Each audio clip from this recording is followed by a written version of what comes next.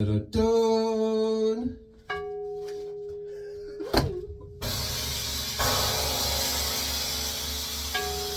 Yapkast, activation.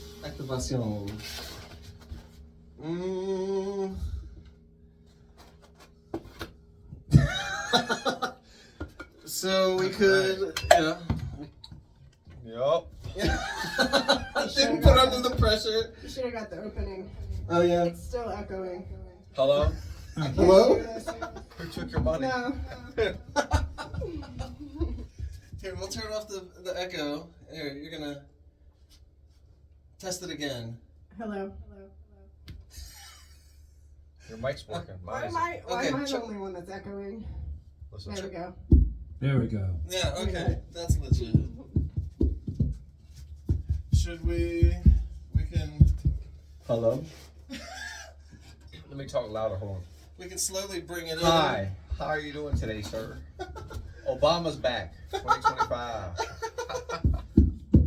If we need some song to get us in the mood a little. Ocarina of Time. We'll hold this. Right. I don't know if it's Bruce Lee or if it's Circle of Iron. David Carradine. David Carradine. You know about Circle of Iron too? See how we do Bruce Lee? Because I'm not talking. The You're talking to your mic the only way I would know that oh, my one boy. is Let me Kill think. Bill. Let me do the fake. Uma Thurman? Yeah. Let me do the faking now. Let Daddy Shields do the faking now.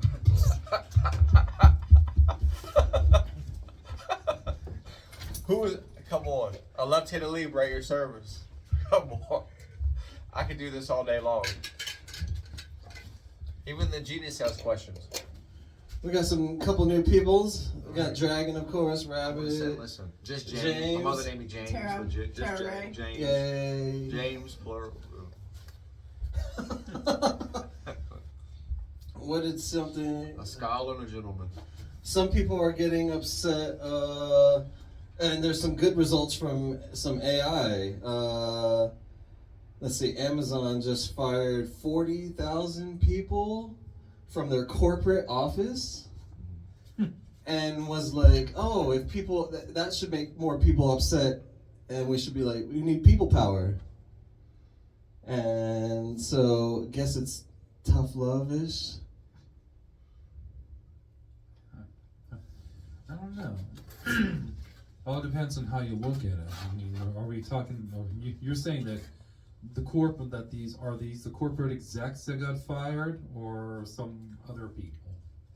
It's like just at their corporate warehouse or facility. So it probably isn't the top execs. Okay, so basically, But it's still at the corporate facility. Maybe the corporate facility, but we're still talking about like the pencil pushers or something of that nature. It could be like that. There's still a lot of people, and it kind of feels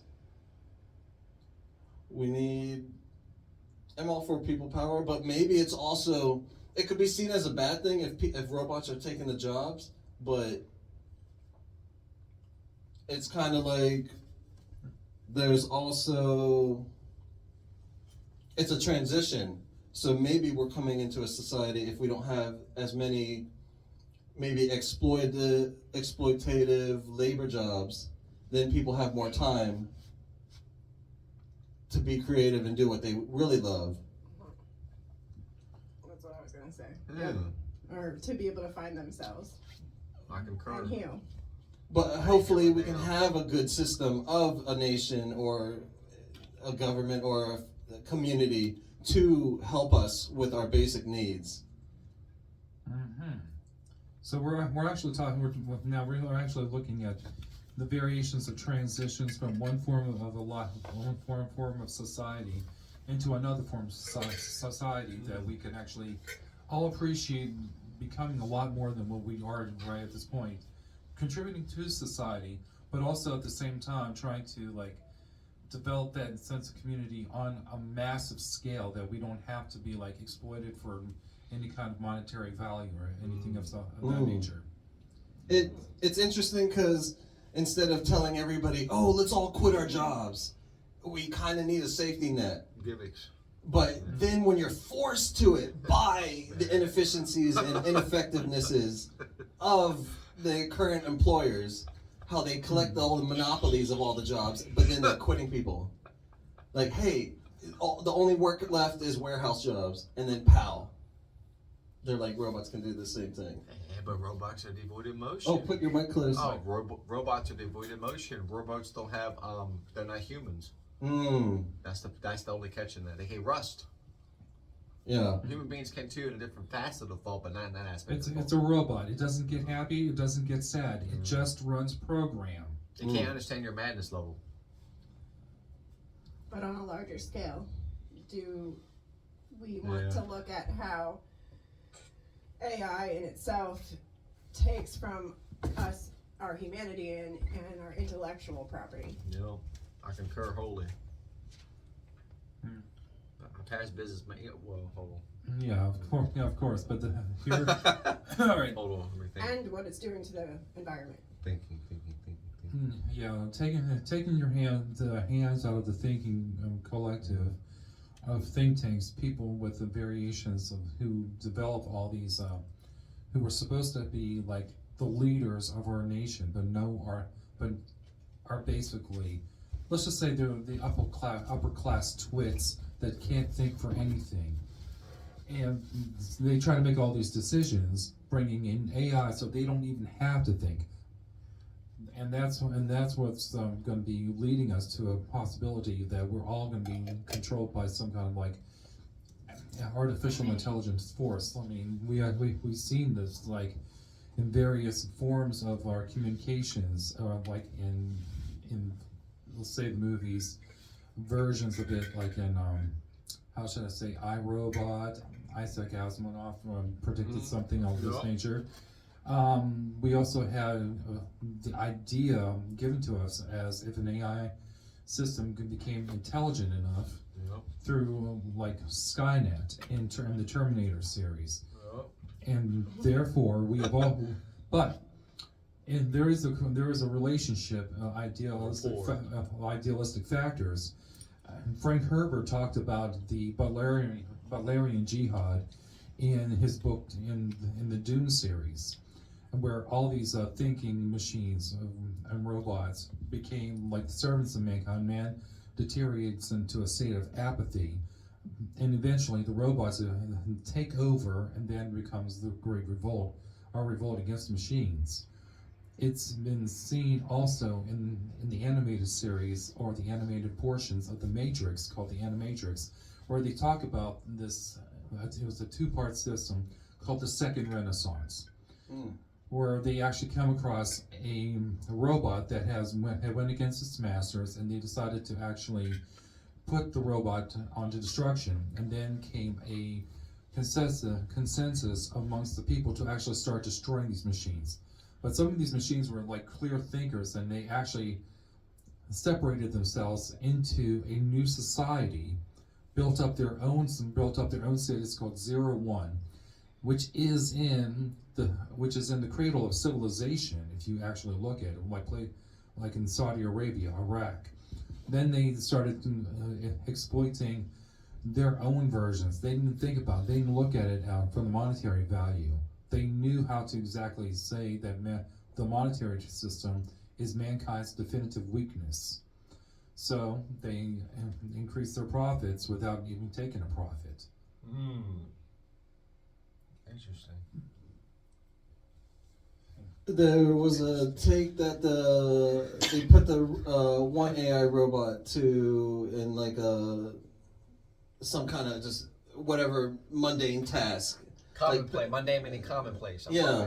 And it's AI. When I don't know if the story is true, but it told another robot was like, "Hey, we shouldn't be doing this." And it's kind of funny that people shouldn't really be doing a lot, but when they start to get consciousness, or see the current AI and data is being fed of what it's being its creators. So it's absorbing data from the internet and whatever conspiracy and whatever knowledge is out there already, and then it can add or decipher as it is. Yeah, there's another portion where this is actually leading into the Star Trek, the very first movie, the Star Trek the motion picture. Man, we created a Voyager space system from NASA, where it's just basically a satellite that's protruded out into the vastness of space.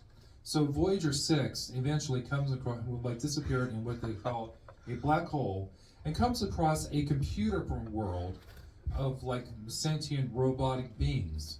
And so it creates this big, gigantic, massive spaceship that travels through the form of a cloud and penetrating all sorts of space, Klingon space into Federation space.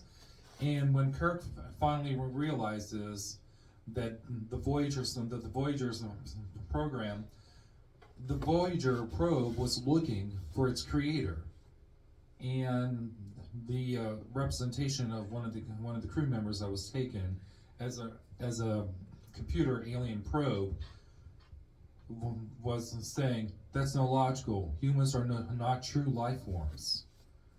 It basically Are we all Cylons? no.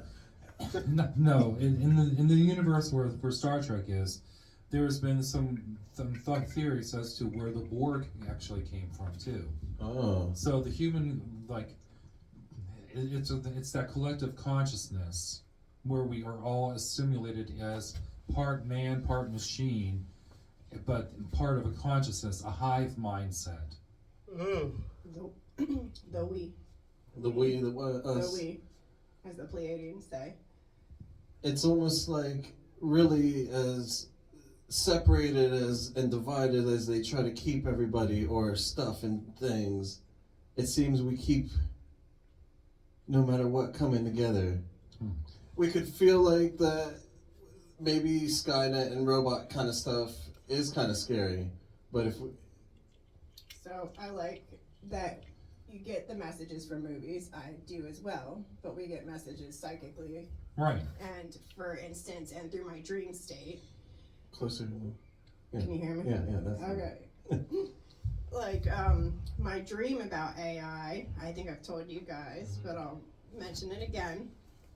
So it's I keep getting a symbol of a motel in a dream, and it's representing siphoning off of energy, and specifically the feminine aspect in females, but in all of us, in males as well, and that creative life force of the collective.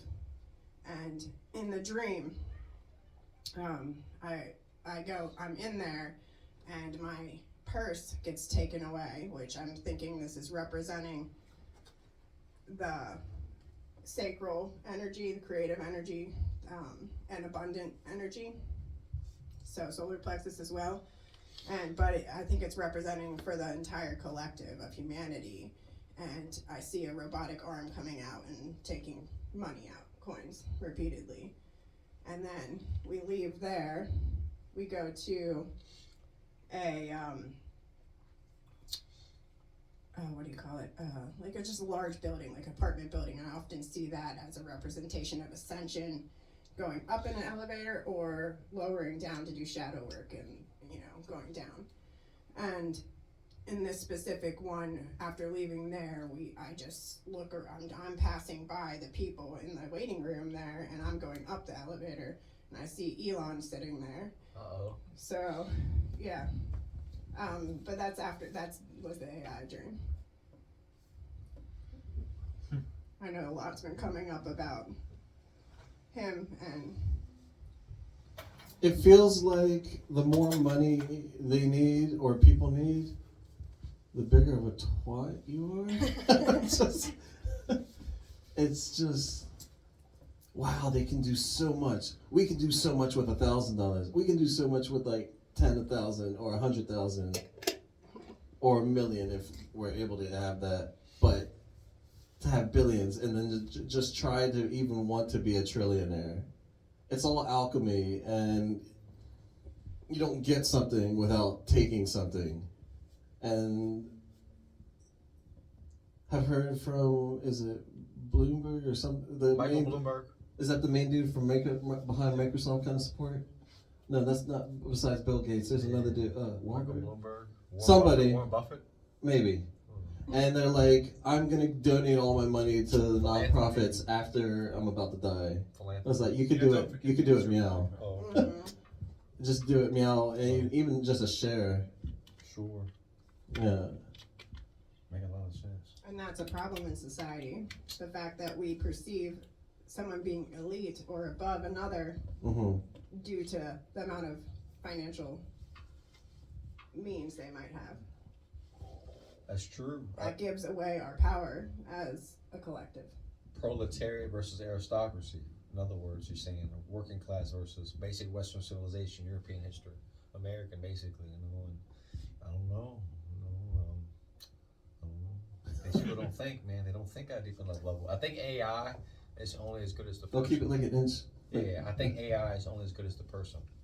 Without the person. And then the people, the current person's in charge of the AI lack their evolution, ego detaching.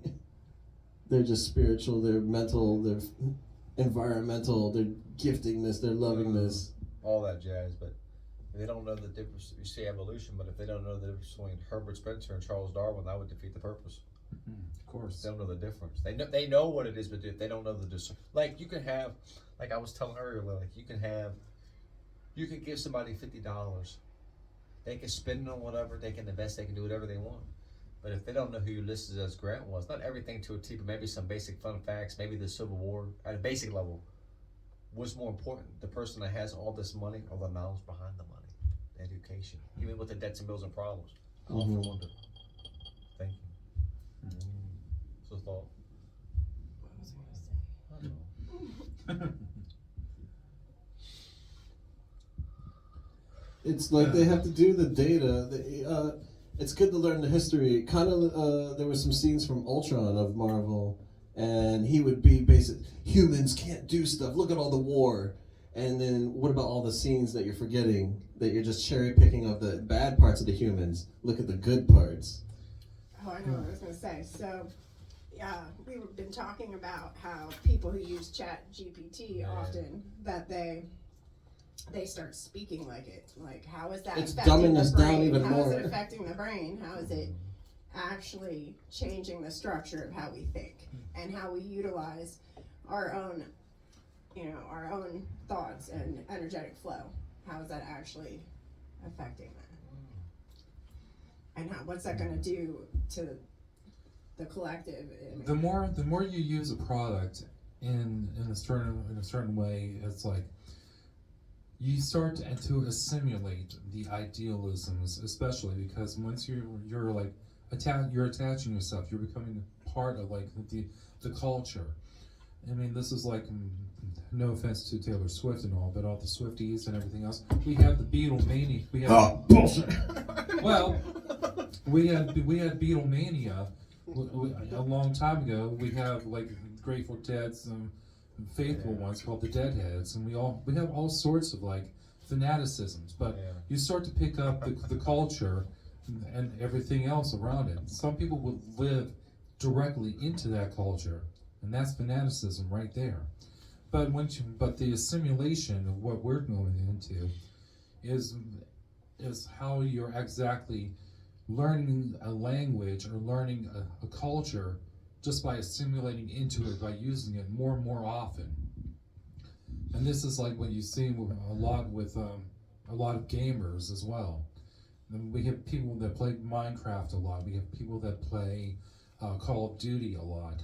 And then with the situations, they look upon it not as something outside themselves. They look upon it as them being part of the culture and part as being real to them.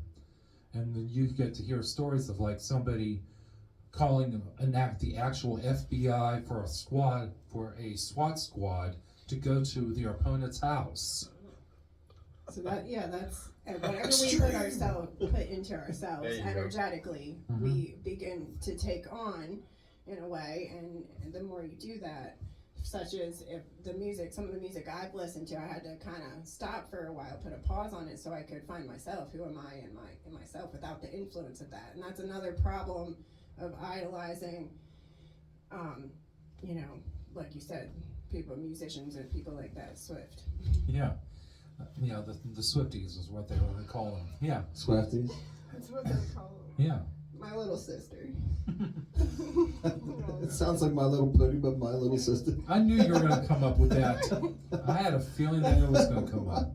That could be a toy. I didn't know about that. Yeah, I think it's interesting. It's mind-boggling. These people, man, they're interesting. And basically, what she's saying, to sum it up, it's there's a quote. It's, you probably can, I don't know in which order, but you probably along the lines what I'm getting ready to say. It's one thing before I speak. It's individually we're smart. That's what drives me mad about People are, a person is smart. Individually, People are dumb. People are dumb, panicking, and it's a quote. destructive. So yeah, that kind of quote was used in Men in Black. Yeah.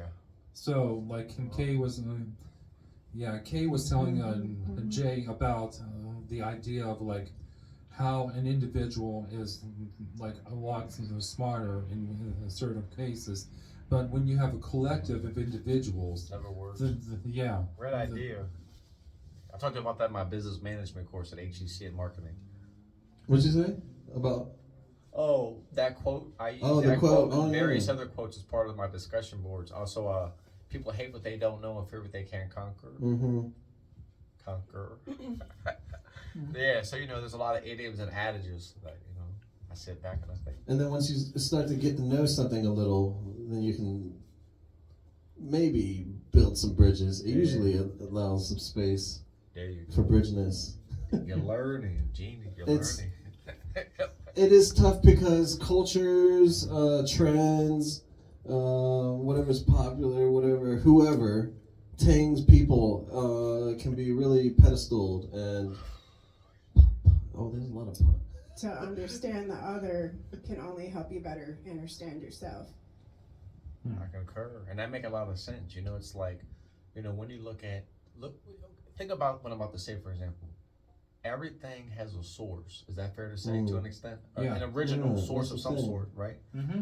Whether it be if you look at Star Wars, what will be not a rendition? Is more like a remake. A pun is a play on words. A parody's making fun of. So it would be Spaceballs.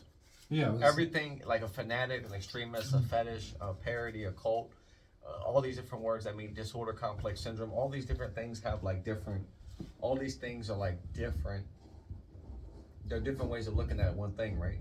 Yeah. But the problem you have with things is that, okay, I used to have a Count from Sesame Street shirt.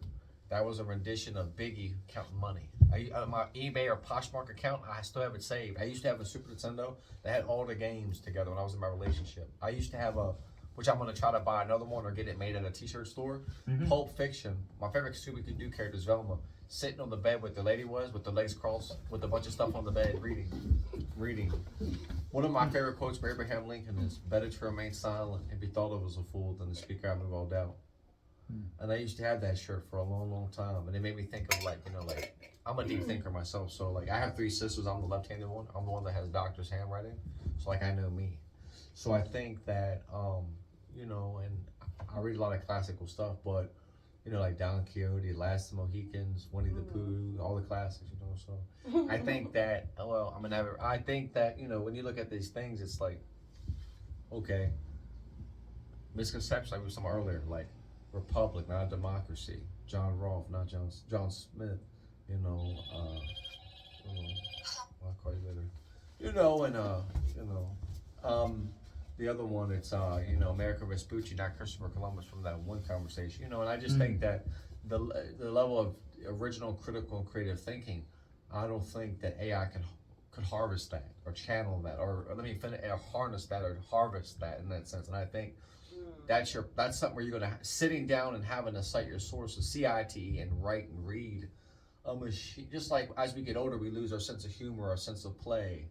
a sense of self, it could be. And I think that's the problem with being an adult and having like cars and place to live and these phones and all this stuff. It's a bunch of things that we don't like. I would rather get rid of a bunch of crap in my life the older I'm getting and start eating better, drinking more water, sleeping, taking care more, making sure my mental health's good, making sure that God blessed me with a good woman one day, realizing that it's really about knowledge and love, not sex.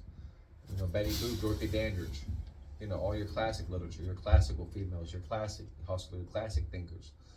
And I often wonder sometimes, it's really about, that's the problem that's what I was saying about philosophy. I'm glad that I know what I know now, but if I had to do this thing all over again differently, I would have did this thing, at least at my path growing up. I don't think, I would have maybe been married. I'm going back to driver's ed in my 30s, but at the same time, maybe it wasn't meant for me to get all that stuff yet. Like my mom's brother died in a car wreck before I was born. That's who I was named after because of his so-called friends coming back from Wildwood, New Jersey, I guess, or somewhere they were saying. That's how I got my name. Ooh. They didn't live, he did. He didn't live, they did in his car. So even when I do get my first car, if it ain't my family, some of that nobody gets, plus it's a bill, just like a phone, just like anything. And I think that, like smoke, I don't smoke, I don't drink, I don't drink, I'm a thinking man. I don't call Spidey sense. Well, it's not about you, it's the people around you. Nobody's perfect, but if you give a person enough rope, trust or rapport, so I think, there's an old saying, you cannot con a con man, you cannot BS a BSer. So I think, Sylvester never did kiss Tweety Bird. So you just got to watch out for a lot of gimmicks. And I think that's the problem with human beings is human beings come with all these games. They come with all these gimmicks. They come with all this unnecessary stuff that ain't needed in the first place. And like my one lady friend said when we was together, now I understand what she means the older I get. We ain't together no more, but she said, sometimes in life, men do all this to themselves. Women too, but I see what she's trying to say. A lot of men, they do it to themselves. That's like, for example, not you, but an example, like, you lie to me, but I didn't ask you to do all, you're just doing it to yourself. To me, you're not even like, and it's not even needed in the first place. And I think that's one of the problems with this human existence is sometimes, I wrote a poem called Not If I Love and Care About Somebody. I didn't win or nothing like that, but the reason why I titled that, because the answer's in the title. Because if you say that you love and care about somebody, you shouldn't. I like that one. You shouldn't, because you just, and it made me, and I wrote that because of the lady that I was with. I never, the older I get, who's going to be there for you at 5 a.m. in the morning when my dad passed away, when my sister has her life and children, and I'm all by myself, and I'm growing up out of a lot of things. I'm realizing this thing for what it is. We have a lot of people that are getting older, but they're not getting wiser. Like, you shouldn't be 40-something, you're still hanging out, kicking it with these so-called friends. They don't, they don't care about you. You're not getting the money, you're not doing nothing, going to some liquor store, like. Releasing toxic attachments. Yeah, like that's not what this life is the thinking game. Life is a thinking positive person's game. It's not, the only time two wrongs make a right is in college algebra. So, we were talking about how you're thinking about the past. The question, would you have done it differently or done it over again? And I mentioned before we press record, that maybe we view it a different way. We might want to choose to view it as we learned from every interaction, every situation, every person. And it's made us and be grateful for what we've experienced and how we've grown. And you just mentioned about I'll give you that. Hold that thought. Hold on. I want to keep that thought. I fell in love 3 times in my life, or at least I thought I did, and then I was in one relationship. Love is a touchy, even the genius says question, which I do concur with that wholly. Not H-O, but W in a sense of completely. It's a synonym for completely, right? So for me, I'm waiting till I'm older for love. Like, I have a lot of female friends, gay friends. The biggest race is human race. I'm beyond some of these people's mortal comprehension. My thing is this, right? Like, my thing is I've been not that, it's just I'm the type of person, like, I'm working on my goals and my future. Yeah, like me, I want to go back to driver's ed. I want to go back to school. I want to go to the gym. I want to go get facials, pedicures, and manicures. I like shopping on eBay, Poshmark. I'm learning me being by myself. That's wonderful. That's what I'm doing too. Right. Pour that. So you said everyone has a source, right? Everyone has that connection. So pour that energetic love into your being. There you go. What you're becoming. There you go. Car, technique, etc. Having a family, right? But I think the problem with men and women is when we're young, our idea of what romance is, and ideally, for example, a woman may look at you with the lustful eye, but she don't know nothing about you. A man might covet you, but don't even know what you go home. Not that, but the idea. Like, people look at me and think I have it all made. No, I'm on Section 8.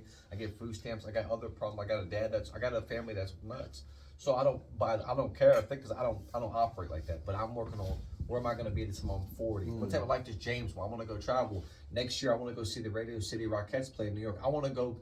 One thing I didn't do in my young 20s that I wish I would have did differently is I wish I would have gotten on top of a lot of things fast. Like, I wish I would have had a car, had a license, had a lifestyle, had a career. But at the same time, on one hand, maybe those things that we want, maybe they're not for. Who knows? It's just Merlin from Sword of the Stone. Who knows? So I think that's the problem we're dealing with human beings. It's like maybe everything, if I work on myself little by little by little, I want to get smart and wise. My problem is I want to face my problems and get my life together.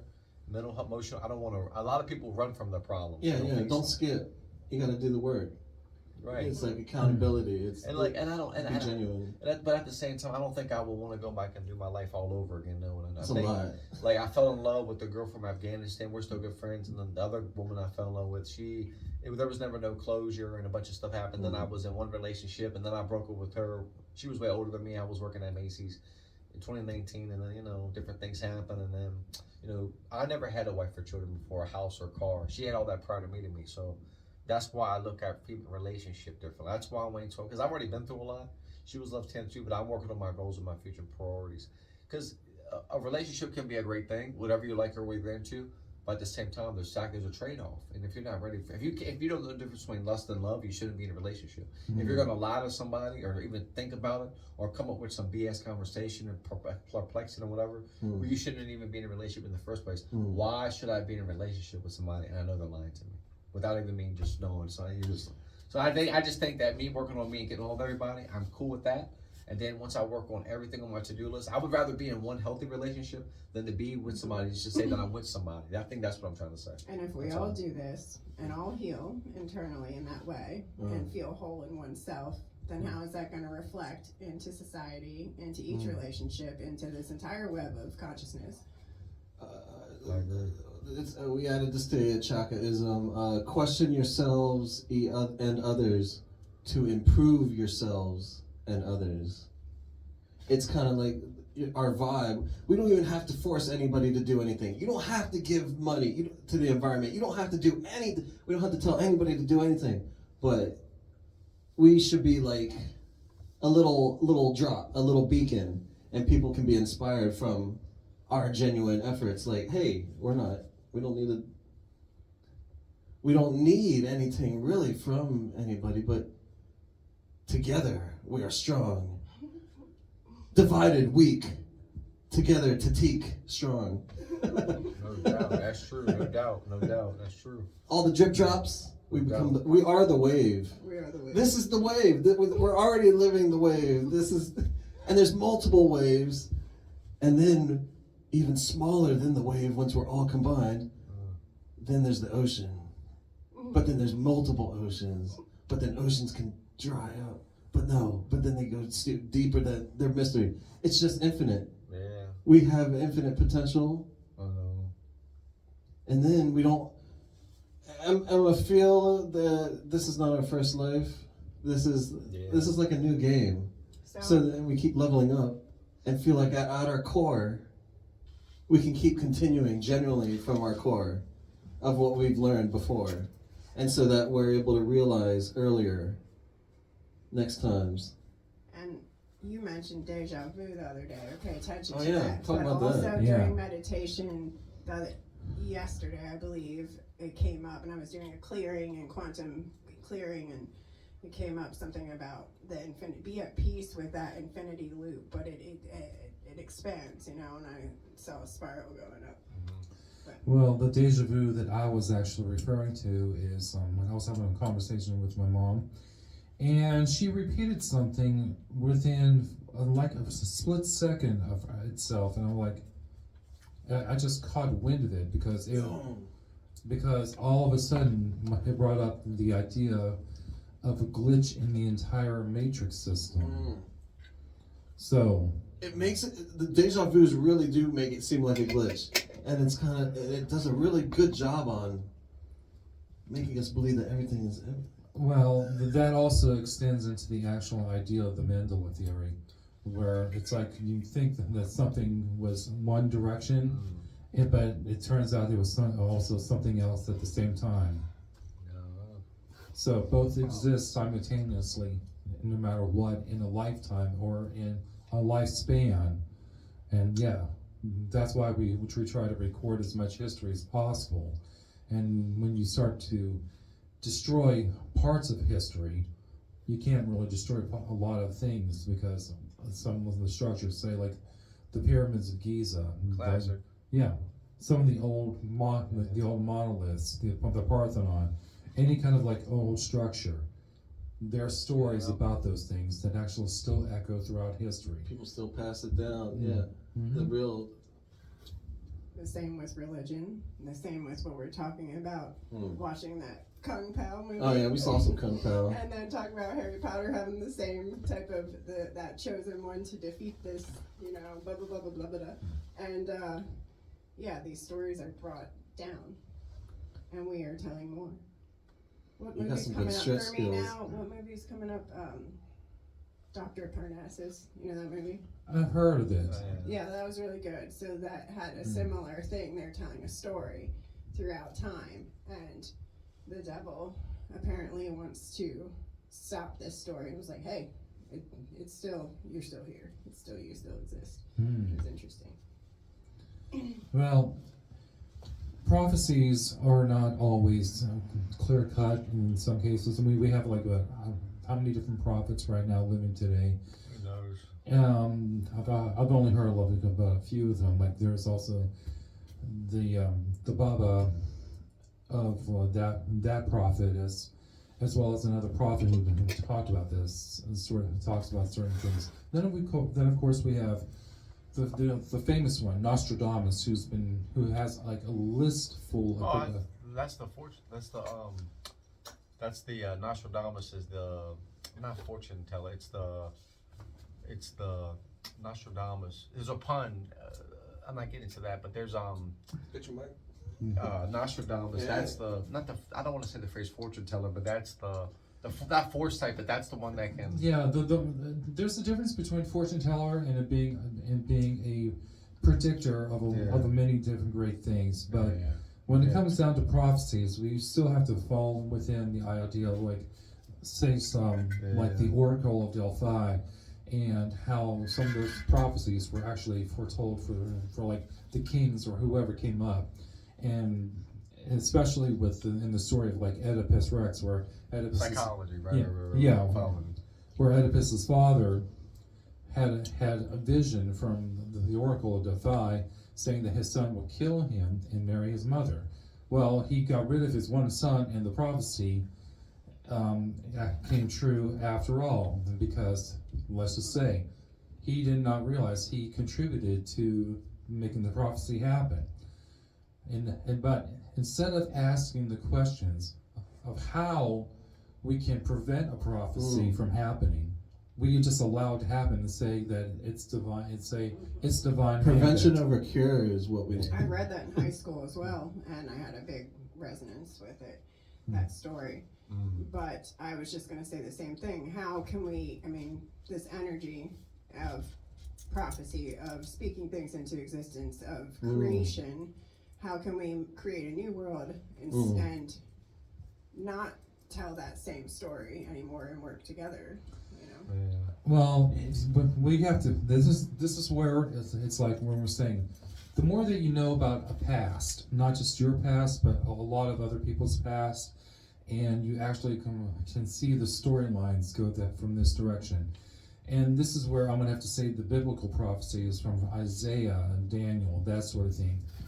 It's been repeated so many times throughout so many generations that we're still trying to figure out all the things. But we're continually going through variations of cycles of Christ figures, of prophets, messiahs, that sort of thing. What would happen if we actually stopped prophesizing altogether and just actually came together as a consciousness to see where we can actually go with life? No more prophecies, but actually come up with a think tank because we all have different specialty skills and specialty areas. So to use our psychic energy in that way, instead of prophesizing all the many possibilities of futures that could come into existence. It's not accurate. A prophecy can't be accurate if there are so many different possibilities. Yeah, and this is one and of outcomes that could happen based on each of our individual decisions. Variables a factor. Yeah, and this is where we have to get into the idea of like how psychics are actually supposed to be used. We're not supposed to be fortune tellers at any given moment. Because if we actually were able to predict the future, say like a lottery win, we would be making money like continuously, but we don't want to do that because that's a cycle. Because there is a I've tried. Yeah. But there's barriers of like we're scared to even play. We don't want to use our luck. I've tried. I really have. Who don't, right? No, the thing is, you can play, but just don't use your psychic powers. But you still Random. But no. Arbitrary. No, but you can still play, but just don't use your psychic senses, or how should I say, don't count your cards. Yeah. He wants to be in the video. A quote: we all have the potential to be leaders. Yeah. And Sitting Bull has a good quote. There you go. Let's put all of our minds together and see what we can do to help out the next generations. There you go. And adding to our regenerations. There's it's just another word for reincarnation, but feel like energy is eternal. We'll be in a different body, but our essence, our essentia, is forever. And also, deja vus kind of relate maybe to parallels. Maybe we're glitching into another self. It feels like we're ourselves, but the parallels are sinking up into being us. It's a paradox shift. It's a paradigm shifting from like one spiritual from faction that's intertwining within our reality. But I was trying to explain this to Terrah the other day about something I came across with. It's like when we go to sleep, we probably experience the many deaths of our times for each and every person, or each and every multiple universe that we're feeling. Yeah, we're feeling the pains or joys. Yeah, so it's hard on us because every single time that we sleep, we wake up into a new reality or a blend of realities. So we're actually trying to dream our way into the reality that we live in while experiencing some of the other nightmares or the actual real dreams that actually help to determine the dreamscape prophecies of which we can actually look into. Now, what do you mean the dreamscape? Dreamscape prophecies. I like this. Okay. Dreamscape prophecies are basically self-prophecies that you have visions of future idealisms. I've had some with you. We've had some synchronized dreams. Yeah. Yes. So also with those synchronized dreams that we talk about, we meet in the parallel universes, but those parallel universes blend into us when we awake. Yeah. So I had a spirit jump into me, and he dreamt at about the same spirit and her death as well, which was she was trying to show me something. So that but a lot of time, many of the times I have a dream, it's shadow work. I'm going, and I've noticed connecting with some people's consciousness, it's been mutual shadow work. Like I've done some kind of healing, and these people seek me out because I'm a healer, and I'll do some kind of shadow work with them in the dream, or see, their shadow, and then I end up healing something, and then I learn something about myself too. Wow. For further evolution. But that's interesting. Yeah.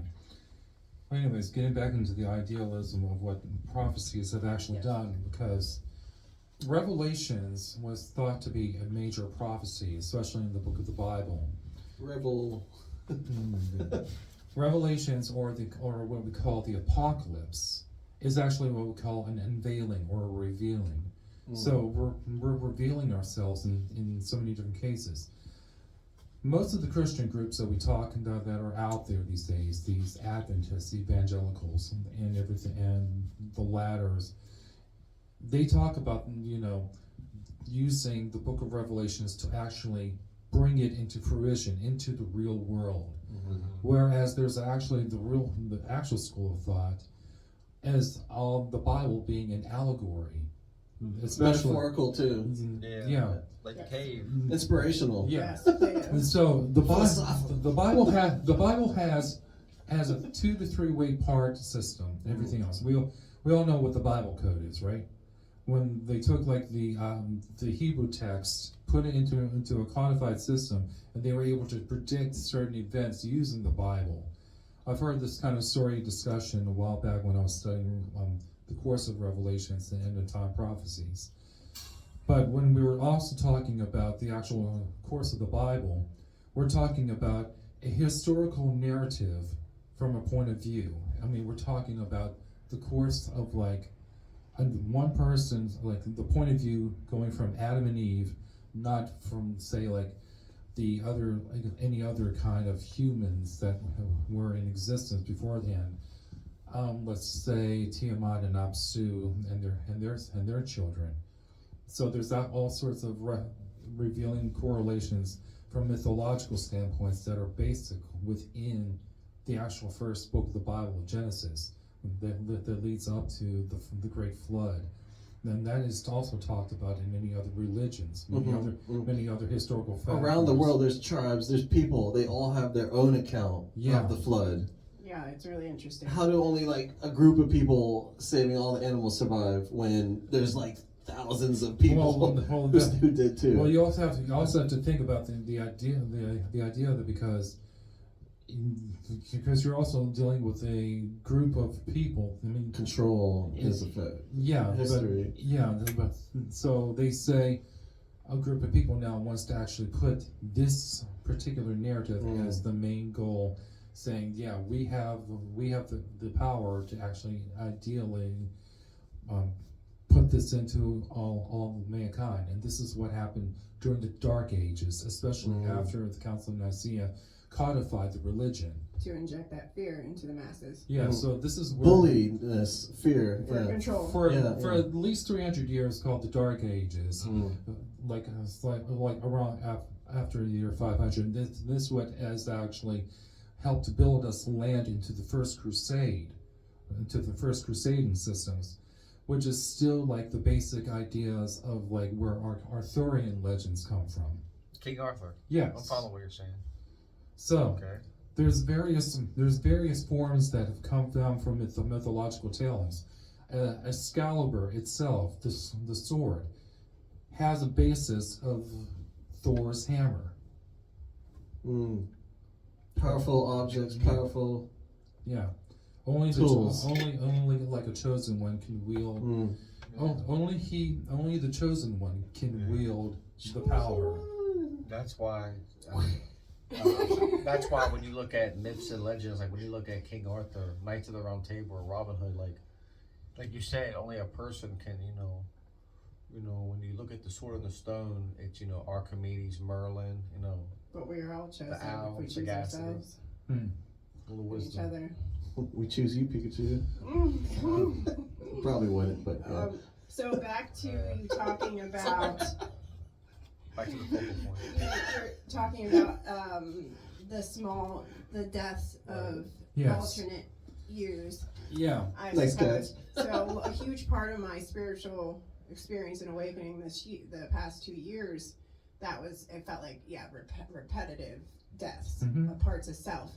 And as that's happening, I'm integrating the higher aspects of myself. Right. And what's coming up is all the things from my lifetime and other lifetimes as I recognize some past lives. And so all of that is healing in tandem. And it's done with all the interconnectivity of each of our connections, each conversation, each moment, every day, and everything Amen. we take in and learn. Yeah. Oh. Well, I would also put it out to you that each and every one of us has the capacity, because I've been watching the animated series Naruto. Mm-hmm. So if you think about Believe it. you think about the multiverse and its infinite ways, we have shadow clones of ourselves in multiple dimensions, and we're all trying to connect ourselves through, like, each and every one of us is learning Experiencing. Have you seen a version of yourself in that way? Well, if it's out there, then it is a possibility that I've seen it, because I've been able to connect with a great deal of many different spirits in my past year, that I had to learn the various names that will come out to me, and it's another way of saying this is who I'm connecting with on my personal level. The names that are given to me are my personal names, but some of them I will use openly. Now, for like some of the spirits that I talk with, I actually have talked with some of my darker spirits, some of my destroyers. You have to. Yeah. I feel like I may have not seen that, but I have definitely been seeing myself as this primordial energy. Of course. In order to be a creator, you also have to know how to be a destroyer as well. The saying is, you can't make an omelet without breaking some eggs. That's true. Simple. Nice. Yeah, I mean, and I also look at many different villains as like potential inspirations, because they have a philosophy to each and every aspect of them. One villain, especially the Joker from the DC. Yeah, we were about to say the Joker. It was like, What is with men? Every single man I come into contact with, always the Joker this year. Something about the Joker. The Joker. He's gonna explain this. You Gemini, you. All right. The Joker is basically like the person who. 1917. We're gonna go way back now. The man, he who laughs, he who's the man who smiles most, or the man that jokes around a lot. There's a lot of characters. One of them specifically, he's a fool, jester. His name was Tartuffe. So that's yeah. And the Joker presents a version of an unstoppable force, whereas Batman is an immovable object. Yeah. But when we look at how Joker's thinking and thought process, we tend to see a man who doesn't really have a plan, but he does have a plan to actually go through with things, especially the dynamic relationship that Mark Hamill portrayed in the animated series. Especially, the writing was phenomenal. The way that that Batman and that Joker actually really got on with each other, but knew how to push each other's limits to the right approach.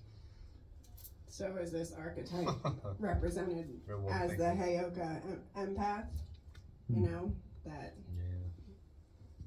also, and how are we seeing ourselves in each character of every story, of every movie, to better recognize your entire self? Well, if I were to connect with another dark character, I would connect with Darkness, that was portrayed by Tim Curry in the movie Legend. Oh, Tim Curry, he played he played in Home Alone 2, Lost Ark, and he was Bartok the Magnificent. Tim Curry plays all sorts of great villainous characters. Pennywise as well. Movie horror picture show. Yeah, Dr. Frankenfurter. That's okay. Yeah. We know that. Yeah. So. Whoa! All right. So. It's too tiny. The seat's tiny. Tim Curry at the very end of the movie. It's the same size. Oh, okay. Darkness can all right. Darkness is spreading. Darkness. You're messing up the energy here. As I was trying to say, I am a part of you all. You can never defeat me. We are brothers eternal. All for one for all. Every man for himself. You go this way. We'll go home. Unfortunately, the way that Tim Curry's character also is like very enigmatic. He wants to actually destroy all light and just make sure that our world is eternal darkness. Man, he needs that vitamin D though. He needs to balance. What's going on there? You're gonna be sleepy all the time. Well, this is actually part of the. You didn't think about that part. No, this is actually where the part of the nature of these kind of beings actually mean that they cannot endure the light, or they cannot actually be in the light, such as like the Mogwai or the Gremlins from that universe. They're creating, and this is also representative of the version of the vampire that we've all come to know, like in the story of Dracula and a few others like him. The real Vlad the Impaler. Yeah, Vlad Tepes. I love that. I wrote a report on that. Me in too. school. Yeah. It's one of my Western favorites. Civ. Not my favorite, but I wrote a paper on it for Western Civ, but Yeah. also Castlevania Romania. Of course. Well, if you think about the story about Dracula, he was actually a national hero for his time, Yeah. but he had a lot of political opponents that opposed his method. Come here, baby. Interesting. So, and this is where some of the names like John Hundadi would come into play, and because it was always a political term, like during like these variations of like protecting Christianity from the Turks, from Islam, especially in Wallachia. And this actually brings up another character from our history, Vigo the Carpathian, Okay. whose quote in the movie Ghostbusters 2, "Death is but a door, time is but a window, but a window, I'll be back." Interesting. So, does everything has its purpose then? Special And purpose. Yeah. If there is that imbalance in one person, or in that, holding all that dark energy, then, how does that affect the entire world if people are imbalanced? And what can we do if we all can come into that unification and self and balance? And how would that project out into the world? You know what I mean? And the shedding of darkness is not going to be exactly the idea of which you create like a second version of you when you split it from yourself. And this is where you have to say that if you embrace the darkness and you try to shed that from yourself, you're creating a scenario like to say like in Superman 3. Kal-El, Superman, Clark Kent was embarking because of a botched made kryptonite that was given to him. So this kind of kryptonite actually brought out a version of Superman that was like so immoral that he would do everything, drink, fornicate, that sort of thing. And then eventually he got into a crisis with himself, and he was able to split off that darkness. But it was like a false sense of it. Now, none of us can actually shed out like a version of the darkness inside of ourselves, unless we you. need to alchemize it, and evolve that, and be able to utilize all energies in unification and self. Well, yes, but for the. For a higher cause, for the better of humanity. Well, I don't want to get into but since we're always talking about villain characters, David Lopan. Oh, I like him. Protagonist versus antagonist. Yes. Basically. Whenever a person whenever a being like David Lopan gets out of balance, there has to be some kind of like indistinguishable force, because he becomes a creature of an actual specter spirit in one form, in his younger form, but he is like a decrepit old man living thousands of years old, as a basket case on wheels, as Jack Burton would say. Can you tell the story you told me this morning about whatever you were watching? Was it an anime? Animes. What happened in it? About the one person or force that was taking all the abilities of everyone else. Oh, My Hero Academia. And there's this character called One for All, and he's very giving and helps out everybody. But the other side of that is All for One. All for One absorbs all the powers from other people. Oh, you can fly? Touches you. I can fly now, and you have no power. Oh, you can breathe underwater? Heroes. My Hero Academia. Heroes. Yeah, that I was just thinking about that. Heroes, the I like one. that character. Yeah. He's very What's selfish. it? I can't remember. Oh, wait a second. No, that was Zachary Quinto's character. Yes, I liked him. So, but there was two versions of that character: Zachary Quinto and Joe Manganiello's character. But how can that teach us as individuals how we absorb energy from others, and how we should be whole and balanced in self, so that we do not project and absorb incorrectly, instead of share in a balanced manner with one another. Cooperation versus competition. Yes. Yes. Social Yeah. skills. With cooperation, I mean, when we are supposed to be working as a civilization towards the highest goal, we end up having some people like developing stronger variations of those like supposed schools that we think about. And this is where it gets into like some of the dark conspiracy theory groups that we talk about. I will say Illuminati. Some of these rich family systems that have been around for generations. And they keep like passwords and secrets Well, yeah. from the mat instead of just gifted. You know, it's not like Priory of Sion or something of that nature, Opus Dei, where we're talking about Da Vinci Code. Yeah. Dan Brown. Yeah. Da Vinci Code. And but when we're talking about all sorts of like family secrets and everything else, certain families that have been in generational Merovingian lines, Rothschild lines, anything of that nature, it brings out some of the directions that some families have to go into hiding because of the amount of power. That kind of power corrupted an entire system.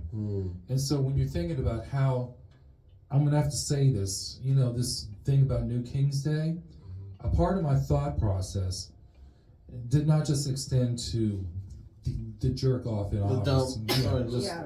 But part of my process, and this is the scariest thought, also extends to Jesus as well. Yes. I know, I was coming up with, the story that's been told about spirituality. Now, the concept of understanding that love within oneself and whole unifying with that energy and source, or universal energy and consciousness, that's the concept that we need to teach versus what's been told. Make a lot of sense.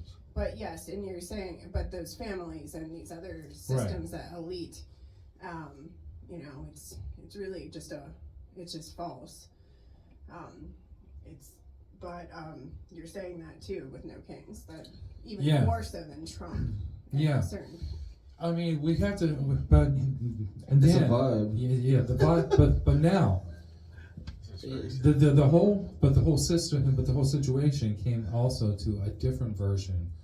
As I read my revelations a little bit differently, I came across a better concept, which I actually talked about it with a fellow clergyman that I actually used to serve with on the altars, and he was a friend of my dad's. And I actually told him, the idea is for us is saying that we're not supposed to be not having no kings. All of us are kings. We are Queens. But our crowns are our halos. So if you actually think about it, we've become our own enemy, and we've all become our own Satan. And in that moment, I actually had a vision of the actual moment of when God took the crown of Satan off his head and broke it in half and threw it to the earth. And then I saw Satan take his crown, his former halo, run ran it into his forehead, and that's how the devil got his horns. Interesting. So, There's so many stories. yes, with but this vision came to me about I don't know how many years ago. Now here's the other part. We're our higher beings. There's a theory. For our higher divine beings, we take away our crown, our halo, we become demons, or devils of some sort. You take away our wings, we're nothing more than just human. Oh yeah. The transition and transubstantiation has been mentioned plenty of times in many movies, where angels take away their wings to actually become human. But I think you're thinking too much in terms of duality instead of balance fully. But we also need to look at that crown as that energetic chakra and how open are we and healed are we in our chakra system to allow that flow to move through us. Even the seventh chakra is not placed right. It's just placed right above our head. Star. Yeah, that's the exact area where the seventh chakra. It's buzzing right now. Yeah.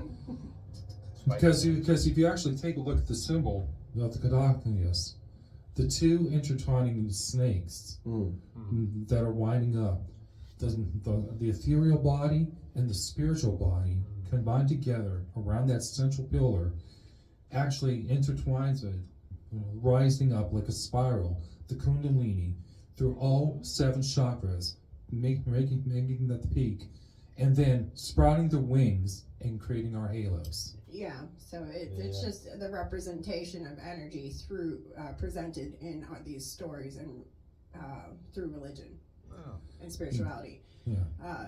But so yeah, I've been feeling that too, and I've been learning a little bit more lately about the multiple Kundalini awakenings you have through growth and evolution. And I've been, I don't know how many, like the other night too, it was in the middle of the night and I just start movements. Right. And the flower of life, which is one of the basic foundations of like our connective consciousness. We see the flower of life in that function where you see the 6 figures. And this also represents into Metatron's cube. But when you're actually creating all the lotus petals, it extends out in one direction. So you have the one that fits, and you have the one small one, and then if you're going to have the 2 that will fit into the 1, and then you'll have the 3 that can fit into the 1, or the 4 that will fit into the 1. So you have expanding wavelengths, it's building up small as well as big at the same time. Yeah, that Metatron symbol I just associate with Rabbit because he came to me during meditation and one day and I saw it go into my heart chakra. I was like, thanks for this, sis, buddy. It's funny with sounds and waves because when a cup is about to explode from a really high-pitched sound, they slowed it down, and really the cup is waving in. Yeah. It's going in and out, and this is happening with whatever intensities, the frequencies of the push. No, especially when you hear like a gong or a cymbal. So it's really bending. Yes. Everything's bending. Everything's bending. Yeah, and sound frequencies bend a lot, especially on many levels. James, we gotta read a poem next time. No doubt. You got a poem on hand? I have a plethora of them. I have my book with me. But No. I think that Maybe soon. this symbol, CYMBA. Symbol is a symbol. CYMBA and not symbol for the Charleston. But I think, what you're all touching upon is good, and I think, it's, when you think about it all, it's like, we're all trying to search for a deeper purpose. We're all trying to search for something bigger than ourselves. The madness of the madness of this life that we live in, from raising children to credit scores to cars to etc. We're all trying to figure out how to navigate, how one minute self should navigate. And I don't know. I think Marilyn Monroe said it best: madness is genius, imperfection is perfection. and it's better to be absolutely ridiculous than absolutely boring. And I think I see why she said that, because as you go through life, you know, you're always trying to figure, oh no, I just That's a channeling that came up for me too. We're perfect in our imperfections. Yeah, no, I think- It's a poetry book I'm reading too. well, The title. the problem you have, and like him and I was talking, the problem with this life, money and everything, that you need it, but it's like, the problem that we have with, not money, it's, for the lifestyle that you want, it comes with some type of financial, depending on everybody's, what they Give want or to buy, take, what yeah. they want to do. Maybe going to a gym, that's a membership fee, a certain phone, maybe facial pedicure, maybe groceries, the lifestyle that you want. Everybody, some type of lifestyle. It's coming with some type of financial. And I think that's the problem with money, is that people change. Have you ever noticed that when money comes into people change? You ever notice these stories where rich people, they have all this money, Like a millionaire actors and variables. getting the lotto. Yeah, well, to an extent, and then, you know, just like a chameleon, what happens? It wants to fight, then it has its habitat, then it changes over money. It changes over greed. Does that make sense? A chameleon's nature, it changes. Like once. And we want to change that. The system was a line in one of my plans. In near and distant futures, we rework systematic structures. So, and I think we need to think about how we're gonna, and how we give. how are we gonna distribute it. But also, how can we move to a society where we are sharing, and not reliant on that, where we are. We shouldn't be putting people to save us or any savior. We shouldn't have any of that. We should be collectively earn. You have to earn the respect. You have to earn the privilege. You have to earn the original back some time in the beginning was talking about privilege. Privilege. It's those who have privilege, whatever level. It's their duty to help out the rest. That's it. You know, life's a thinking game. But I mean, it's like that's what people do. They change. But if they can't, then. But they change. But a lot of people, like, let's say she wanted to be a poet laureate, right? Oh my.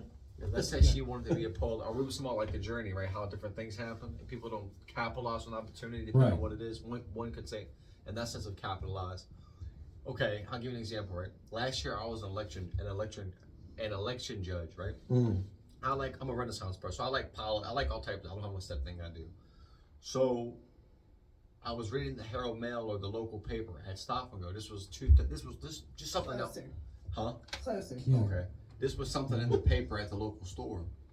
So the stars must have been aligned in one aspect of thought, because if I could have been like, you know what, I don't want to do that. But you know what? I met a lot of people. It's bigger than just becoming an election judge for the first time. It must have been like my path, not calling, but calling in a different sense. Because I could have never not do that. I'm gonna do it again the following next year, and plus I got paid for it. I should have went for the third time, but I only did it twice. I did it once too. But I should have did it for. I had a chance to do it 3 times. Like I did it twice, so I got paid for whatever twice. But like if I didn't jump on that opportunity, maybe I would have meant different. I could have been like The choices. And I just something I read in the paper, and I'm a left-handed Libra, and it must have worked out for me in that aspect of thought. Because what happens if I didn't? You know, in this country, they'd be 35 to be president. I'm only 33, so 2 more years, and I could. That was 34. I want to hear you put some of 35. these sayings, your repetitive sayings, in some of your poetry. I will. I think it'd be nice. I will, no doubt. I will. Because I think about that when I think about you. Oh, thank you. I respect you too. So right. Thank you. The utmost respect. I respect her the utmost respect. I respect people, but I think the problem is when money comes in the picture. Let's say you wanted to start out to be a mechanic, or let's say you wanted to be an author, and that's what you like to do. But let's say finances weren't right, or you came in. I often wonder sometimes in life, not does money change people, but I often wonder when you don't have something versus when you do have something, do you go from static to dynamic? In the English sense, or are you still going to be the same person, or are you going to be like, you know, I often wonder what would that people change over like a chameleon, like people argue people's inheritances. I mean, when money comes, I don't know. It's a deep thought, but what was our idea? Was before you can amass that type of abundance, you must be healed within. We're going to look at your history and track record. What have you done with what you had or less? Because it comes into fact. How can it be dispersed? This is how a better society needs to be. Because people do that when money comes in, they change. They totally change. Like a chameleon. Yeah. from their own, from not that they change for them, not like it's not all money. You can work a job and make money, or get your life together, a credit score, etc. Enough money. Yeah, I think the problem with life is when you set on a path to do something you like to do, or your college, or whatever you want to do with life. I think money has different variables or factors. Like people might change, people might not necessarily. Don't let money buy you. Don't be bought. No.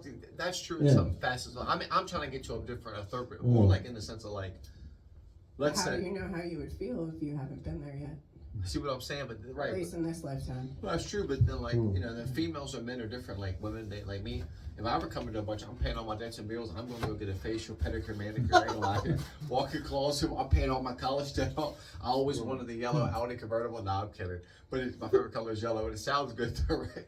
Going down 81, just be able to live the life that you want. Debts, bills, get groceries. Where like I think with females, they think about that in the back of their mind. Like this is not that the guy has money.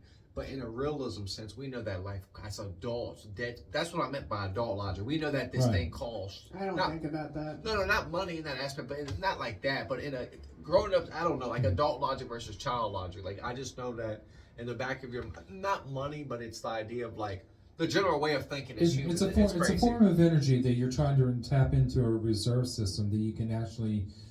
It's an expenditure like that you can have a type of freedom that you've always wanted. But you also have to be aware that with You were these, already free. no, you're free, but you're not free. Yeah, man is free, but everybody else is born in chains. We're so. I think that's what the philosopher once said that.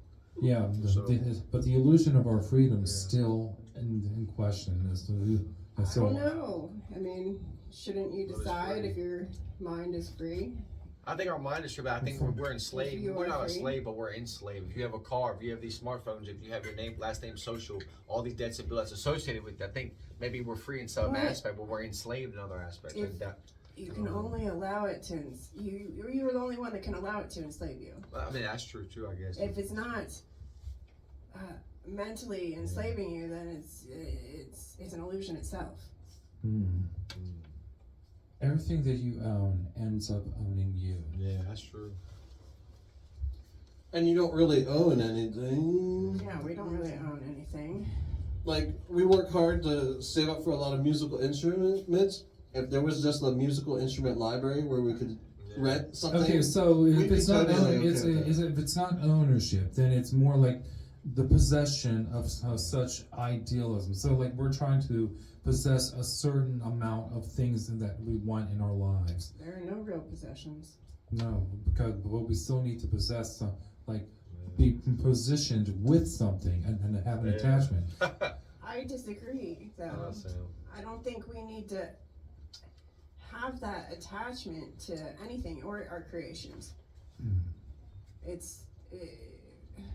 Yeah, maybe that's part of the problem. This brings a little bit into this Amine Gachakuda, and so the dude has gloves, and he really loves these gloves.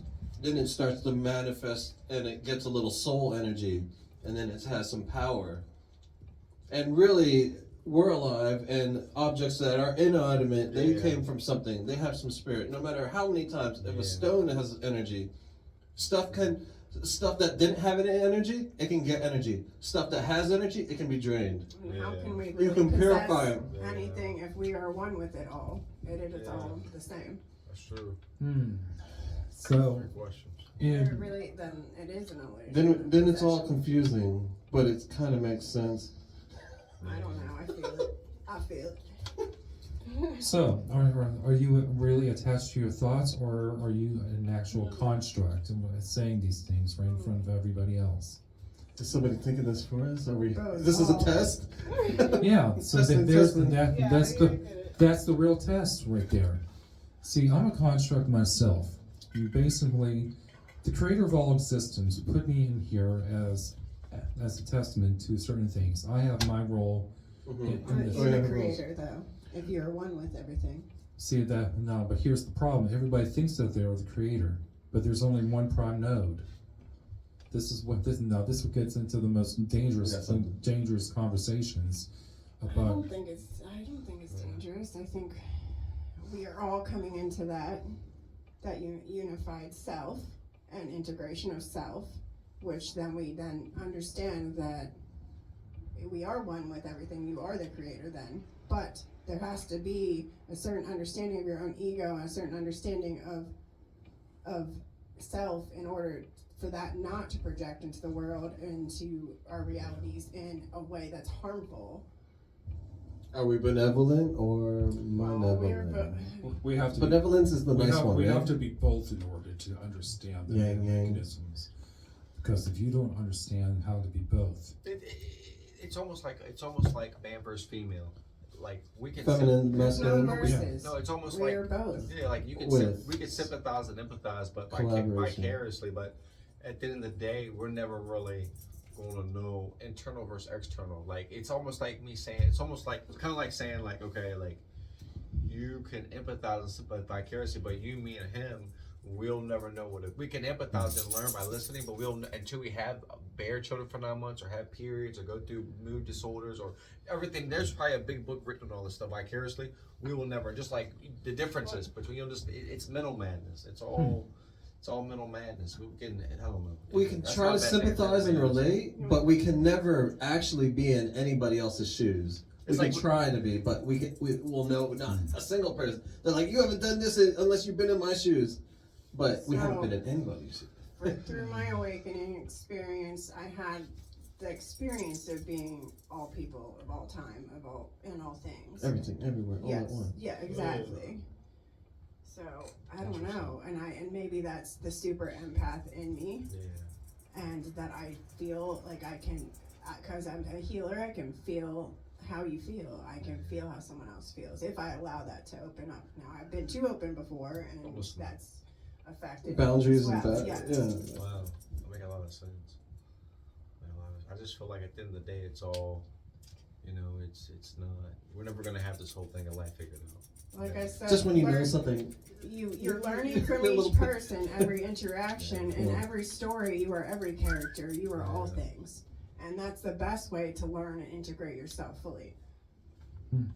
Integrating, doing that shadow work and Yeah. understanding your masculine and feminine aspects. So these are the kind of healing sessions we're gonna That make a lot of be sense. working on. Smart. This is smart. Smart. I've done the work. Smart. I still have plenty of work to do, and I've actually been working on plenty of like minor projects for myself. But even at the same time, with major projects that I want to work on, I mean the thing is, as I look into the political matter, I don't consider myself a person who thinks along the lines of country or being just a national person. it seems too small. It No, seems you can't it's- because the eventuality. if you're putting up a wall, a boundary. Yeah, because the eventuality is we're all going to become united as a world. Mhm. So that is the Then we can have eventual. space travel and First- intergalactic. Come into integration within self, and then it will automatically resonate to all. No war, we don't need it. Just moderations and Yeah. stuff too. I think the problem, I'm listening to you actively, not passively. I think the problem with human beings, the problem with human beings, there's differences instead of commonalities. We can't hear you, James. There's differences Yeah. and commonalities. It sounds similar. And I think the problem is with humans, the problem you have with human beings is like, I'll break it down for free. Not for free, but the way I'm thinking about it, you have economic issues, mental health issues, you have gender issues, the biggest race, human race, cultural, ethnicity, wealth versus poor, demographic, philosophical, political, emotional, in every adverb in life you can think about, everything you can put under the sun. But take all that, now put it to where 40 plus or whatever odd Americans are. This population of this area is only 40,000 people in this town. So take that, or Washington County, but then take that, all on your street, all people living in households every day, gotta go through a bunch of dentists, doctors, foods, just the game of life, the chess game of it all, different. So I think, how can you bring back the days of Obama back? How can you bring back, how can you bring, You really can't. I want to hear Rabbit's No. dream, the soccer dream. The soccer dream? Yeah, so he was asked to join a game maybe, in the dream. So I perceived it as the game of life, as you're saying. But he was like, well, I'm not sure if I really want to play this game.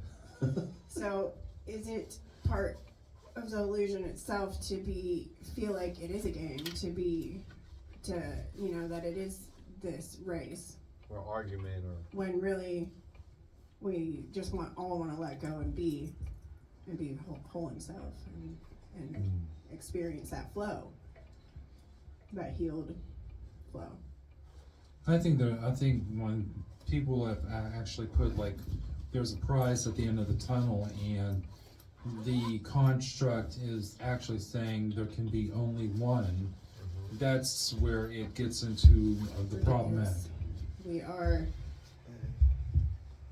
what came through one of the channels first for me was heaven within. You create heaven within yourself, that and healed, and that energetic flow, and that creates it without, that will resonate through everything. As within, so there is no real yeah, winner race. Within, without. Yeah, as within, so without. So And you can see this online Inhale, right exhale. now. You can see this online with people thinking that it is some fight, or especially between people who have are awakened and have psychic abilities. They think it's some game or fight between each other, when really that's pitting the awakened against one another instead of bringing us together. and wholeness. Yes. Yeah. As in the society, as a consciousness. but we still have that that variation of like Yeah. of corruption, and that is the problem. No one is quite immune to corruption. Exactly. And that's why I think there's a quote, I don't remember if it was a philosopher, but there's a quote, absolute power corrupts absolutely. Yeah.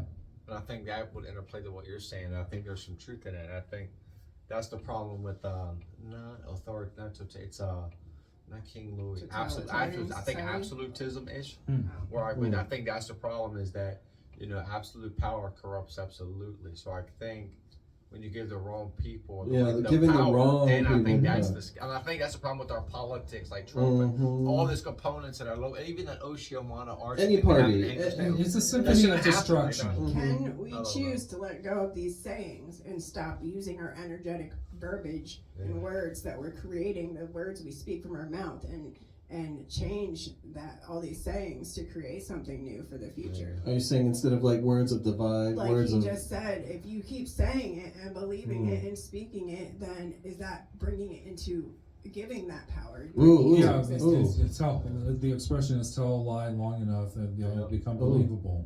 And with more people believing in something, it becomes. But its power can also be taken away.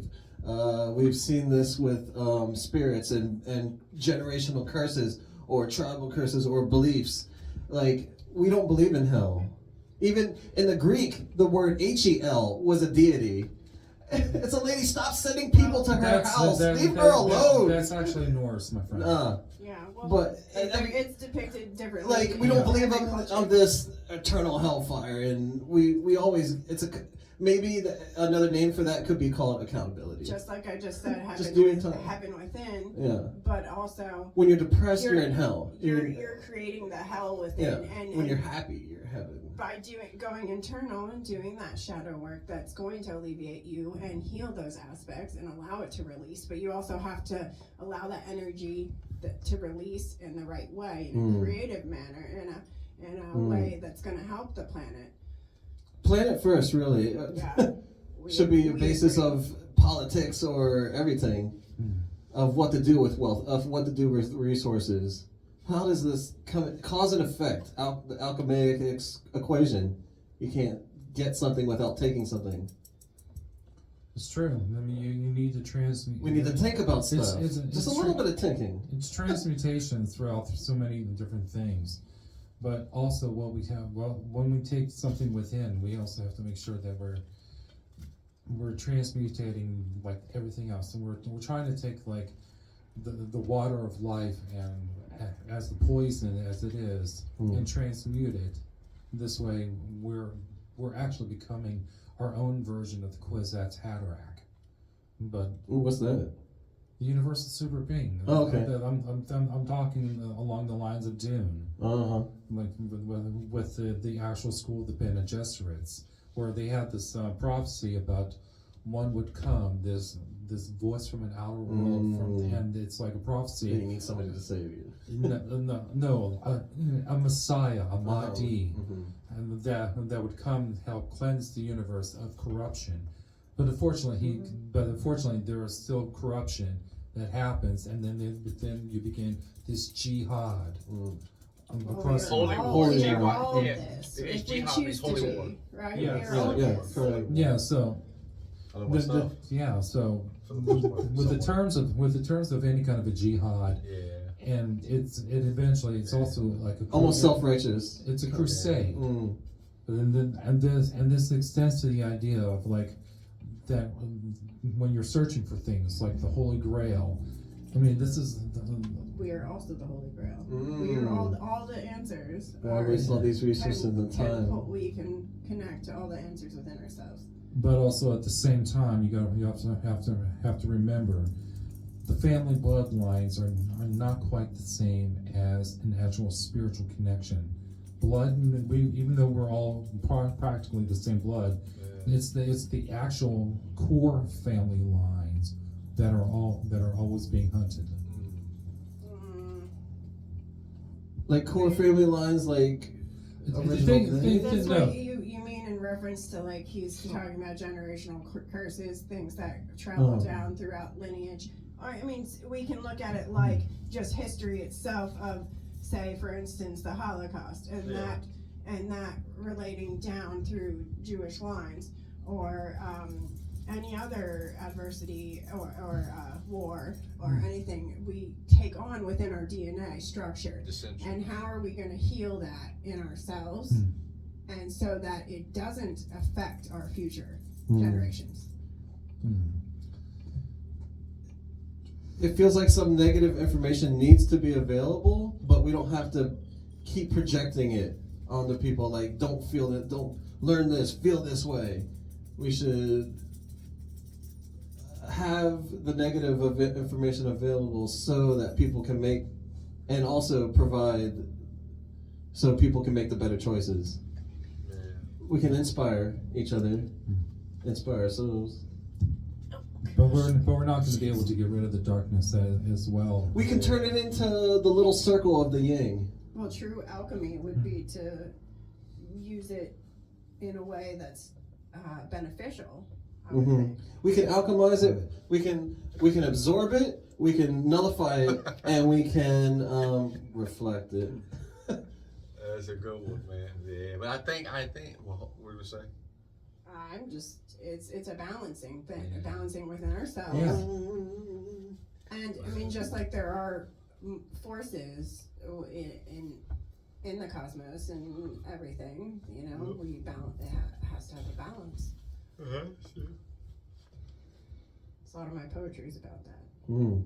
Balance, make a lot of sense. Equilibrium. It's all the things I felt during my awakening, balancing in myself. And it's like I was so connected to the collective, to the world, to that universal consciousness for so long. It almost felt like a Icarus moment, you know, you're gonna like you're too close, right? But so connected that I felt it balancing in everything, or I felt that possibility of us all healing in that way. That make a lot of sense. That's a good thought. You know, and you have to think about it. You know, human beings are emotional, or at least we have emotions. So you got to think about it in that aspect. You got to think about that facet of thought. You know, so some people, they don't see it like this. Some people, they want to conquer the world. That's the problem with man. That's the problem. That's what man has done. Man has conquered. Man has made this whole thing to where, like, there used to be a day and time where Native Americans used to run this joint. There was no such thing. There was a good adverb, right? There was no such thing as all this crap. There was no such thing as community versus cooperation versus competition. Competition. I'll give you an example. Like when you go to dealerships or banks, which I have to use in my contemporary modern life, or when you go to like these gas stations, right? Just imagine that 500 years ago, 5,000, whatever X amount of years ago, there was no. It was Native Americans. Imagine gardens. Look at today. Look at all these sicknesses. Look at all this illnesses. Look at all this crap. Mm-hmm. That man Well, all has this done. useless crap is That's what I say. That man I has walk done. in a Cracker Barrel, I'm like, look at all this useless crap. in the gift store. And now we say it all the time. Look what it's not even that. Look what man has done. You know, these illnesses, not eating right, not sleeping right, all these medications. Not like I like a lot of fish because it's good for omega-3. Fish is healthy for eating better, more fruits, more vegetables, eating fresh, making changes to your life, mentally, emotionally, financially, going to the gym, non-academic, whatever it might be. But look what we've done as human beings. We've tainted something that shouldn't even been tainted in the first place. We've done a lot Doing of too stuff. much. I don't know. I just feel like the way this thing's going is like one day this life's gonna be over with, and I'm like, yeah, it's like the things that human beings are doing, like liquor store, like the dumbest thing they could have ever invented. I don't buy alcohol personally. I'm not wasting my money on that stuff and cigarettes personally. I'm not. It's everywhere though. There's a tobacco not store, buying it. alcohol I think store, it's every dumb. corner. Like me and my sister get on our dad about smoking. I'm like, that's the dumbest. Like you don't really win. What do you I win? felt You the don't win nothing. energy I would rather get a book or shoe. Like you don't really. With cigarette, you're just killing yourself. You might as well just. I felt the control mechanism and the energy of keeping you in a space of addiction, and it's not just in that. It's with the phone. It's with TV. It's with idiots. Basically, idiot distraction. Shit that 30 30 years from now, they gonna. I don't need all this in my life to make me happy. I think I would rather be happy, Less SMS. like Tigger, and less like Eeyore. The wonderful thing about Tigger is That's what Tigger's my mom used to call me. Yeah, because as you get older, you realize most of this life is unnecessary. Acting like an adult, it's unnecessary BS anyways. Most of it's not. Like I had a guy the other day, just a good friend of mine, nothing bad, and we was talking. So we took a ride. You know, I was just thinking deep. I'm glad I ran into him, and I was just thinking to myself about relationship things. And we was just talking. He was venting to me. You know, I was just thinking deep. You know, he was talking. I think it was some autonomy boy. It was something, I don't know. I'm just sitting there wondering. Autonomy? Autonomy boy. Autonomy means self-governing. Yes, Like, I we know. was talking, right. That word kept coming Yeah. from my So spirit guides. so we was talking about something and doing something, and he said he was going through stuff in relationships, and I'm kind of glad we was talking. We rode around. He does Uber Lyft, and you know, we went into sheets, and I got a Reese cup. We was just talking about different things, and I said, you know, I'm the type of person, I could have $1 million, I could be with women of mine, I could be homeless, XYZ, whatever we was talking about. But I'll still will like Reese cups. I just taste so good. There's something about that. It just tastes good. It's pleasing to me. And he said, why? Because I've learned in life to have a lot of things or have nothing. I can have a bunch of things or nothing. But certain things I will still just like because I don't know. But I'm that type of person. Some people, they might get it all. But if you can't be happy with the simple things in life, things that are in front of your family, food, the little thing or the things that you can get done. Imagine trying to inhale, not literally inhale, but to inhale. This is the big things. I mean, if you can't master the simple thing, and I think that goes back to what learning who you are, learning who you are. And I think, imagine if every human being had to write their own autobiography of their own life. You know, speaking of the Holocaust, one of the first books that I ever read from front to back that actually developed my love for reading was Elie Wiesel's The Night. That's what I read in 10th grade. So, you know, like writing, like when I took business management, organization, and marketing at HCC, I loved it back in 20. I'm going to take more college courses at some point. But you actually learn more outside of a classroom than you do inside of a classroom. You just go inside of a classroom and take a test, and all these tests at the end of the day, they just prove who you are. Like I have 3 sisters, and I'm the one that writes left-handed in my family. So, you know, but I think in a way that's different in my own way. I think in a way that's, you know, I'm thinking. So while you're, like, I remember when I took American history back in 2012, I had Professor Blair. So imagine 2012, I'm 33, and this is 2025. So what I'm saying is that, you know, I took American history class. I'll never forget. It was like the following weekend or the next day or something like that. And I had the index cards in my pocket. I'm actually studying. I'm in the club, and I'm still having a good time, but I'm doing my test. Then the very next week or next day, I go to take my history test. I had Professor Blair because he used to always say the whiteys and the darkies. He's the crazy guy. He's passed away, but that's not the point. So I passed American history class. You know, I'll never forget my professors I've ever had. I had one of the same girls in both of my classes a long time ago. So the point is, I already have all my daughters and sons' names pricked out with hyphens for different reasons. That's besides the point. But what I'm getting at is, I'm a thinker. But what I'm getting at is, I love your intellectual capacity, but I think you benefit from some calming and emptying the mind. I mean, I have a hard time with it too still, but I'll get there. so I think everybody would benefit from that. So I think, well, they can always take your. I have a dad. I only have the farthest I've gotten education is a bunch of credentials and a liberal arts background, high school diploma. That's it. I don't have no bachelor's yet, no higher level yet. But I think that's the problem is They can always take your house, they can always take your car, but they can never, for the most part, they can take tangible things, but they can't take. It's like a sculpture, right? I'll give you an example. I wrote a speech for somebody. It's almost like a sculpture, right? You can before a sculpture is the actual sculpture. What is it? It's just a clay or. But then after a while, as you do it, whatever you're doing, then after a while, it's like Nothing in the sun. it become. There you go. So the question is, That's the question is this: are you the object that's being shaped, or are you the block that's being being molded, or having stuff taken away from you so that can actually make you be more revealed? That's a great question. I like that. How you phrased it. That make a lot of sense. I think. Okay. When I took business management organization, I had to sit down and really think about, like, I made a GoFundMe account. I do fashion, do different things. So I had to sit. I think it's easier when a person can study themselves and they're by themselves and they're into themselves. It's easier for me that way. That's why, like me, I don't hit on females and like that. I think that's the corniest, dumbest things in the world. Like that will happen. Chemistry will happen naturally. Because when I'm by myself, to myself, doing my own thing, it's easier for me because the only person that can study somebody like me is me. Like other people can try to study me, try to mess me up, try to throw me off course, but if you try to study somebody else, you'll never graduate because it's a human being. Like you'll never. Why they do, like my favorite color is yellow, for example. I have doctor's handwriting. My favorite book, leading up to something bigger and bigger and bigger, and you'll just go mad trying to instead of. It would be more beneficial for you to study you than to try. Not in the sense of that, but I think that's the problem with human beings is. Things we like, things we don't like. What, like I don't know. Like my favorite fashion designer is Jeffrey Bean. I like Ben & Jerry's ice cream, Haagen-Dazs. What mood am I in today? Off Daria, which I like. Different things. And when I did I did a report on slavery, and I did 21 discussion boards for my business management course in marketing. And I touched upon so many different quotes and things. Even though I didn't get my part-time student tax back, but I still have the credentials. But that took a lot of writing. That took a lot of thinking. I had to sit down. I had to do each discussion board. I had to think about the quotes I was going to use. Like when you were saying earlier about if you tell a lie long enough, there's a quote. It's not if people hate what they don't know, fear what they can't conquer, which we was talking about, honestly. I talked about that much because I have all my stuff saved on my phone. I say I'm a cool nerd, so. But it's I'm listening. It's hold on. It's there's a saying. It's like he was talking about like if there's a hell or not. There's a quote. It's I think it's by Charles Baudelaire, and I don't want to say this quote because it kind of freaks me out, scares me, honestly. It's Don't be scared. the greatest trick the devil ever pulled was convincing the world he never exists. Yeah, I've heard that quotation before. Isn't that from Usual Suspects? Yeah, that's a movie with But I looked it up, and it's not that's a movie. even. I'm hip to that. It's from Somewhere deeper and older, but that is. No, it's not though. I don't think. I disagree with that whole quote.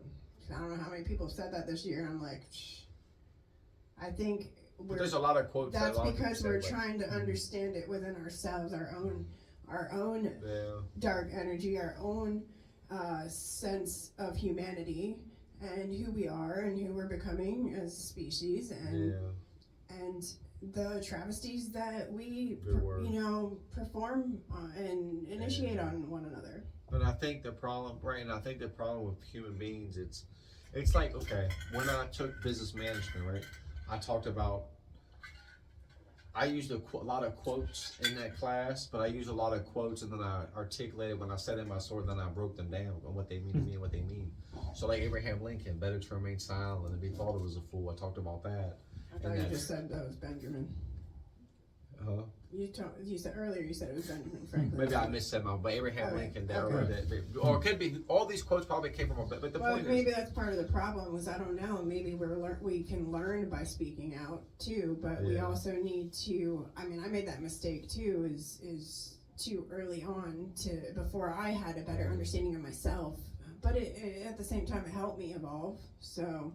I try to find that silver lining in everything. I concur. It's a learning experience. Like, there's philosophy, there's Abraham Lincoln, there's Lao Tzu, a journey of 1,000 steps begins with one step.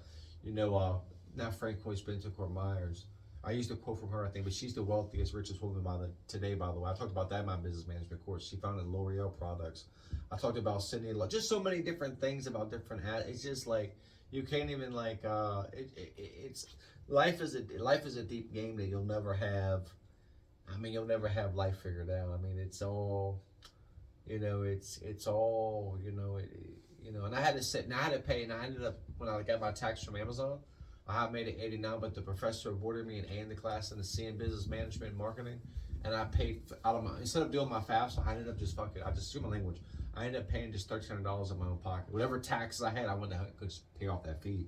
I talked about Da Vinci, I talked about Van Gogh, I talked about Max Lucado, I talked about Shakespeare. I covered so much in a class and pertaining to a different topic, and I'm just like, but I paid all that money out, but like Max Lucado once said, no one can do everything, but everyone can do something. So it's about really about using this. But you just called it a game again, and maybe that's part of the problem of humanity referring to it as a game. We've created this game. We've made this. We can unmake certain aspects and remake it. We have that power. I concur. It's wild. Games or to game or not to game? That is the question. What did we say? I don't know. It was the same thing. Shakespeare. Well, that is but the thing is about that quote: to be or not to be, whether 'tis nobler in the mind, all that sort of thing, from Hamlet, Act 2, Act 3, Scene 1. I used to have that memorized. Well, Dragon's like, I got this. I used to. You should have heard him sing in the poetry. Yeah. Well, anyways, after reading that particular monologue, again, especially with the new thought, with the new consciousness, you start to wonder how much that actually does really apply to our connections of like to exist or not to exist, to be as part of something or not to be part of something. It's whether to die for it, to sleep no more, but sleep perchance to the dreams of what it all encompasses. Exploring this undiscovered country, which in Star Trek 6, when they quote a lot of some Shakespeare, when they talk about the undiscovered country, Chancellor Gorkon subtly said, the future. And that kind of a future is very scary for some of us to go for, because we have for a while a lot of expectations about ourselves and how we actually expect for things to happen in our life, but we end up getting thrown curveballs because of certain situations. But if you're still focused on that prize, focused on that goal, you can achieve. They say those who have a purpose, a goal, a dream, whether how small or big or altering or changing over the years, they say if you have something that you're striving for, that helps to be less depressed.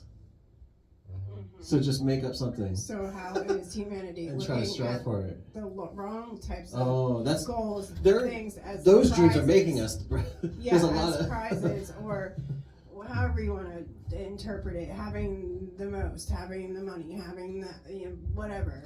Money ain't gonna make you happy. What is your dream, and shouldn't it be something that benefits? But here's also the biggest compartment of where this all comes into play. None of us can actually attain our dreams on the most basic of all levels. You got the right idea. You got the right idea. Yeah. Sorry about that. Oh well. Get my socks. Oh, well. Those are pretty groovy socks. What was that, Sesame Street? Oh, well. That sucks, man. They're pretty sweet. Gotta get those feet shoes. Yeah. Anyways, let's get back on topic with the idea of. What are you talking about? I don't know. I need a laugh. Yeah. We need some levity. Yeah. Symbiosis. I know that's been coming up for Typical. me the past 2 Yes. years too. It's Yeah. everything's symbiotic Yeah. exchange. Symbiotic That's relationship. how Yes. science, nature works. So that's how we energetically work. Conscious and growing and symbiosis. learning as well. A symbiotic exchange as you grow and learn something. And we're doing. I'm sorry. Oh my gosh, I'm so sorry. He's like, I was gonna I was explain. feeling it. I couldn't help it. Conscious symbiosis is actually part of all part of sentient beings Spider-Man. form nature. But the problem is when we have impeded, like when some of us have impeded our dreams upon others, harming others in the process, Mm-hmm. we can no longer live by those dreams that we've always wanted. Someone has actually taken away the power. Because it's not That's that bully. No, it's not that we're not just giving it away. Mm. It's we're conditioned. Mm. Like Pavlov. Yeah. Quite a different classical conditioning. Yeah. Whether it's Pavlov or Schrodinger, or who knows? It's Anyway. Schrodinger's cat. Yeah. It's amazing. Just with 2 or 3 generations, you can completely brainwash a people within just 100 years Well, of conditioning. It's Really? really. it can actually go a lot faster now Uh-huh. with the new With all this- with all the new. Exactly, technology. This AI is making people dumber because they don't think for themselves. they've been experimenting with this for a long time with the subliminal messages. Especially through cable, especially through cable television. And I would have to say that the Fox network has completely subjected a lot of people to subliminal messaging, which is one of the reasons why I'm glad I don't watch that channel. One type of Is this part of us? Right wing, left. I see what you're saying. Is this part of us putting our consciousness back to sleep in order to reawaken? Is that the larger picture there? trying to I'm null just and dumb us down, but eventually that's just Are gonna. we doing it to ourselves, and then in order to have a mass awakening? Mass awakenings cannot really be part of the solution because as I was going through some of my transitions, like over 10 to 12 years ago, which I was then in a relationship with a person who was talking to me about this sort of thing. The connective relationships is that there has to be like a certain percentage of the world connected with this kind of nature to actually help initiate these mass consciousness. But this mass consciousness actually it's basically saying that we're gonna become the new primary nodes of the consciousness, which means there's a person down already in Australia. She's been doing her work for the past couple of years. I used to follow her on Facebook, but I stopped following her just to make sure that I'm not intruding or anything, because I've have variations of like a lot of people saying certain things, and it's like as soon as I'm like understanding my position, I'm not going to follow anybody. I'm going to find my own path. Amen. Another thing I want to talk about is, as you're speaking about following her, right? Yeah. How I've recognized through my experience psychically. I mean, we all are psychics. We all have that energetic ability, and but how I've recognized how it is a portal through watching someone online. Right. That does create an energetic portal, and so how creates a much connection, yeah. what we need to do, what would be beneficial, is if we are all working energetically on ourselves to do cord cuttings and to release that, because we're, especially with technology and how much more interconnected we are, to be whole in ourselves, we do need to continue to have that boundary and energetic protection and release. So yes, it's good to connect so that we can evolve within one another with all those connections, but we also have to detach and know when to detach. Yeah. You know what I mean? Does that make sense? Does that make sense? Yeah, it's in esoteric mysticism. There is like a section where there comes an aether, especially in Enochian magic, where there's a level of detachment that you do go get rid of. because there's like 30 different levels of which we come across.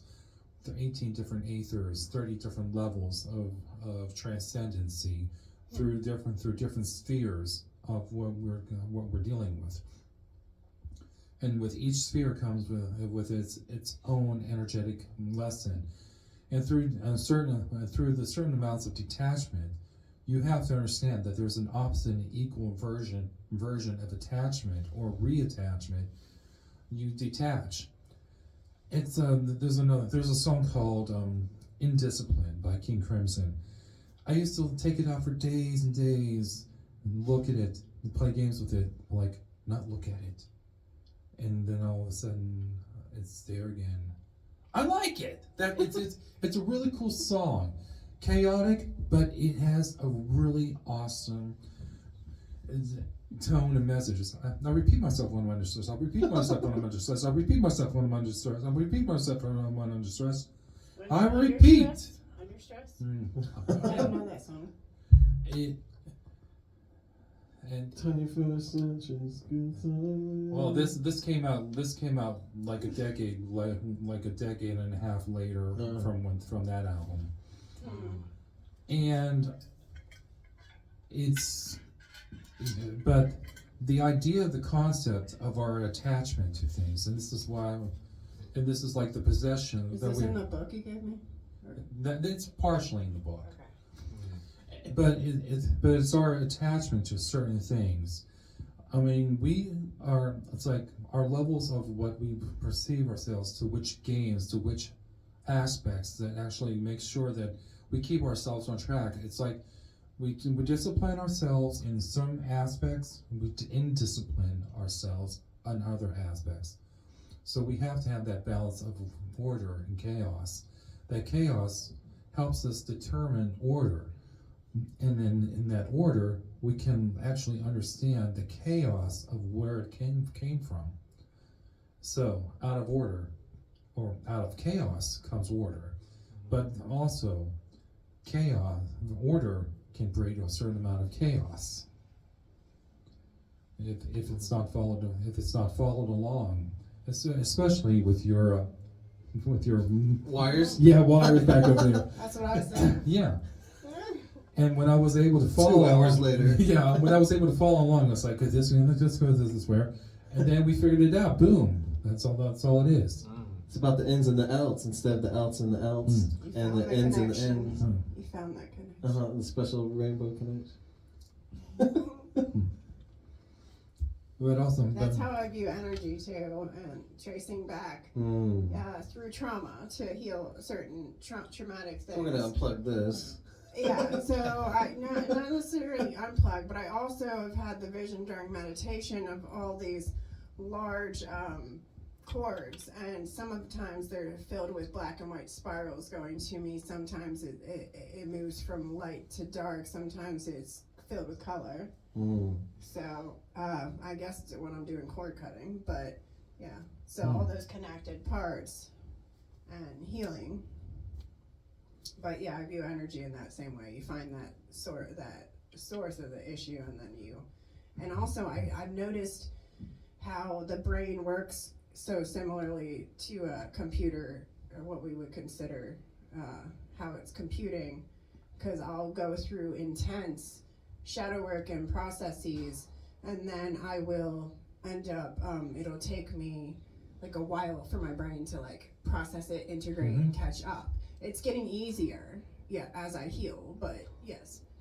Yeah, the developing ritualisms and actually continuing with ritualisms is the general idea of like creating a set of structures that a set of guidelines that you go through, like your beatitudes, your commandments. They all get inputted into you. The basic karmic structures of life, like the laws of karma, the laws of dharmism, and once you follow along those certain guidelines, you're embodied into that school as an acolyte. But for some of us who have to like walk between the worlds, walk between the religious schools of thought, and this is where I say religion is not necessarily a trap, so to speak. It is a school. So It's part of it. yeah, Feel like even really all the thoughts But are there's part no of it, but they're corruption not and absolute. distortion, right? Yeah. Corruption and distortion. Bruce Lee said, absorb what is useful, discard what is not, add what is uniquely your own. it's a salad bar. Egg Shen said it best. You take in religions. It's like a salad bar. You take what you like. And leave the rest. Buffet. Yeah. Yeah. Who said There's that? a lot of groovy stuff. The character Egg Shen from the movie Big Trouble in Little China, played Oh, that's good. I'm cold, guys. Are you not cold? It's Gee. good. Light cold, like light Oh, cold. it's so cold. Like light cold. It's like a light cold. I can see like tingling maybe. Yeah. Like Feel my hand. yeah, like a light cold. Bah. Like a light cold. What sort of? Big Trouble in Little China. Yeah. Interesting. Sorry. Little China in a bush out. I can't think. I'm Well, cold. that was actually disproven by the Mythbusters, by the way. Yeah. That should be a good show. Yeah. That came on years. Yeah, I remember watching it. It's been a long time. So was Animal Planet the most extreme? No. I don't watch a lot of thank you, Sam. I haven't seen that in years. jeez. The most extreme and the other one. Teen Titans. G4 Tech TV. Game Informer. Attack of the Show. I appreciate it. Oh yeah. Attack of It's the my Show. hands. It's my Attack. hands. Oh. It's been some years, man. Yeah, I was like me. I was definitely a Transformers kid when I was growing Power up. Rangers. Know that as well. I don't know, guys. Rugrats. I watched Are You Afraid of the Dark? That was on Nickelodeon, right? Yeah. I vaguely remember that, but I recognize the I title. love that show. And I grew up around like some British TV, like Are You Being Served, which was one. Interesting. Which I have to say I enjoyed the series so much I actually found the complete series, the second version, Are You Being Served Again, or was it called Grace and Favor? And then they also had a movie out. So, but with all the there's all this social structure about about members of a department store and their job relationships with upper management, and it is just crazy to think of how British humor and American humor are completely different. And when you think about how the British view their working relationship compared to American working relationships, there's a different sense of pride. And that changes the actual dynamics of the whole situation. Make a lot of sense. It's heart telling,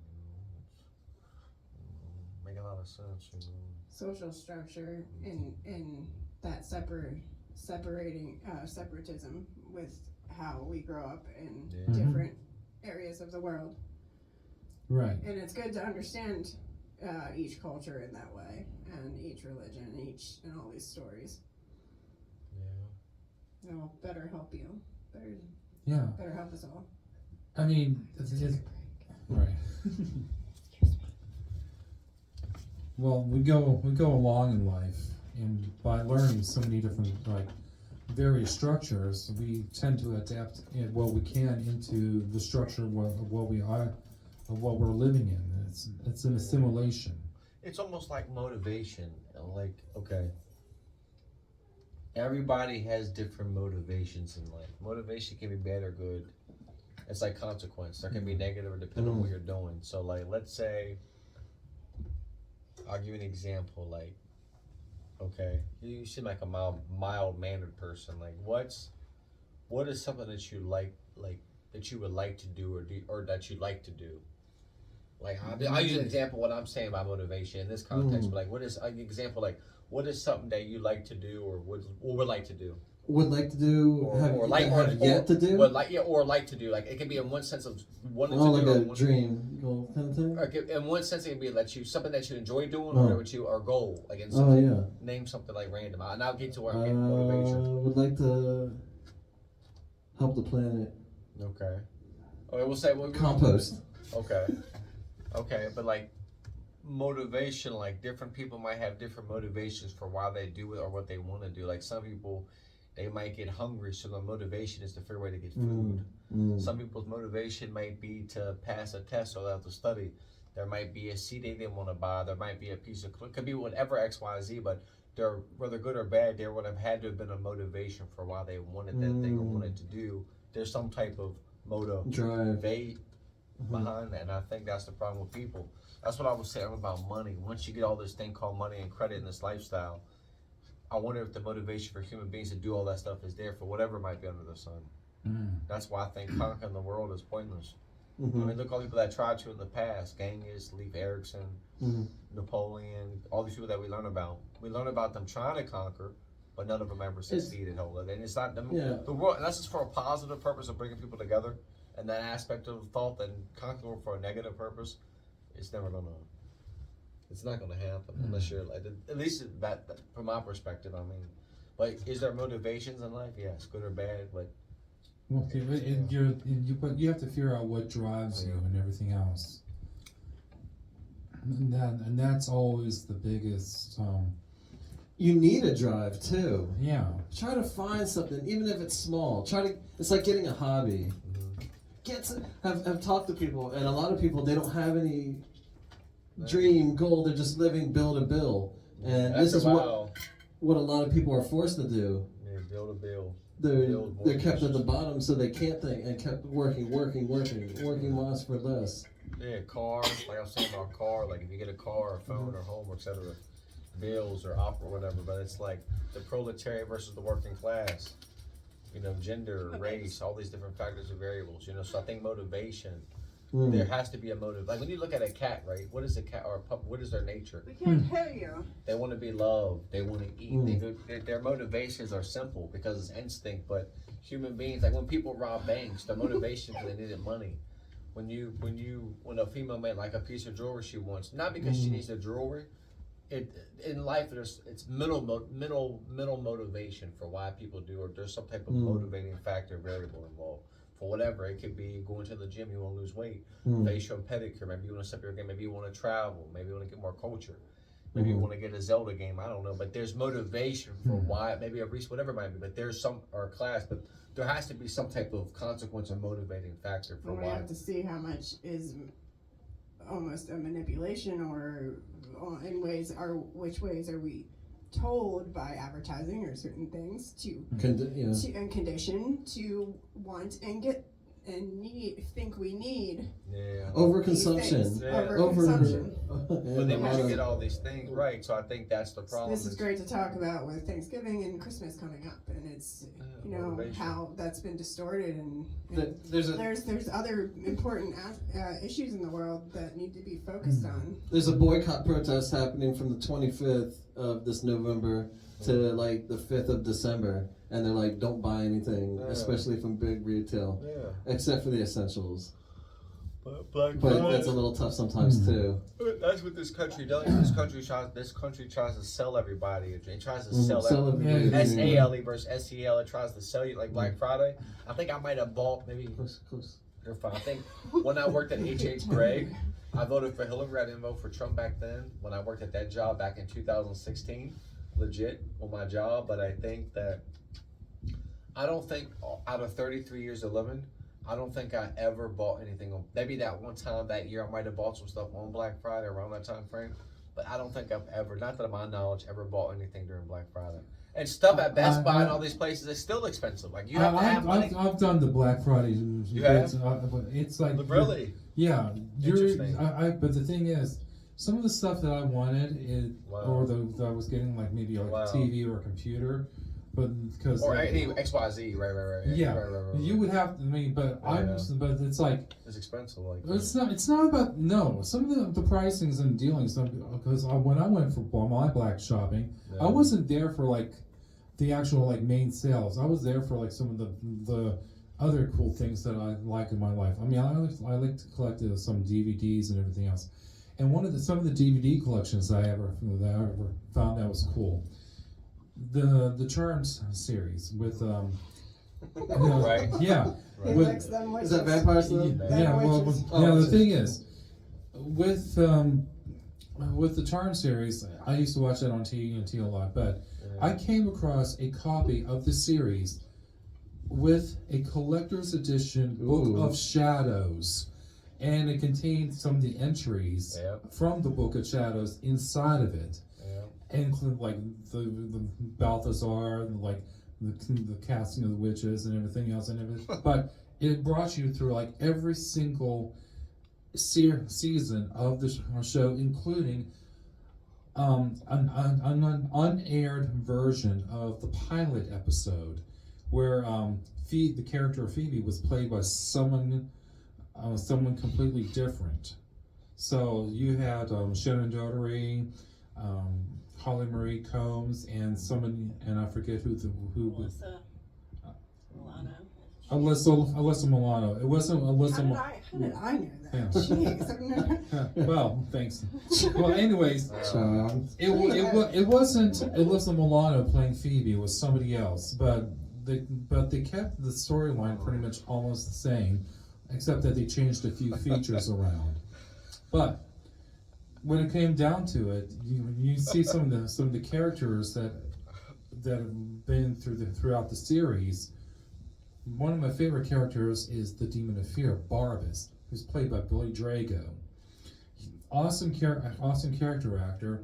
And when I was going through some of my videos, like while watching like some older videos, there's a song called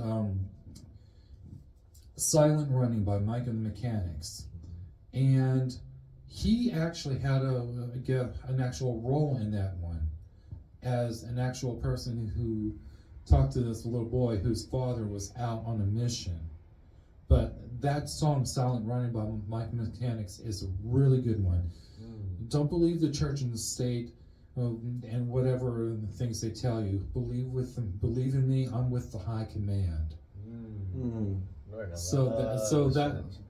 So that kind of line actually was really cool to hear, especially from a song by a member of Genesis. And I'm like, Phil Collins. yeah. But also, when I'm collecting all sorts of things, I like to collect certain like cool features. Like I said, Charmed was a pretty good one that I came across.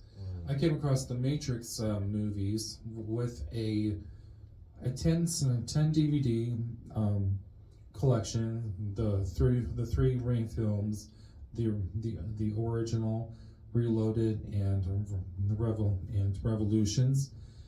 And I mistakenly called that Revelations, and then later on they actually came out with Matrix Revelations. So it's like, wow, that's something. But this is, and it also came with a bust of Neo. Oh, okay. So The one. yeah, That's another story. Like There's you're another talking chosen about one. The Kung Pao and the Harry Potter.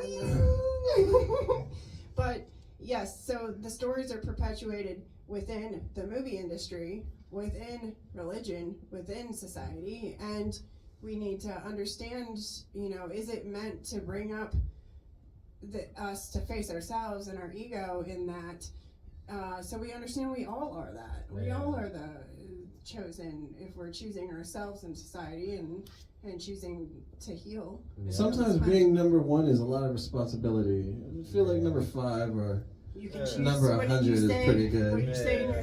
your, I agree with that. the anime. Yeah, because you they got watch. too much. It don't seem like it to be in the boss until you have all the. one for all or all Yes, for one. the Yeah. one for Every all, man all for for- one. Yeah. every man for himself. But yeah, Scatter. our, Survival of the fittest. in the way I would view Right. that. Wait, It's a Rabbit. scheme. Guys. You, Legal scheme.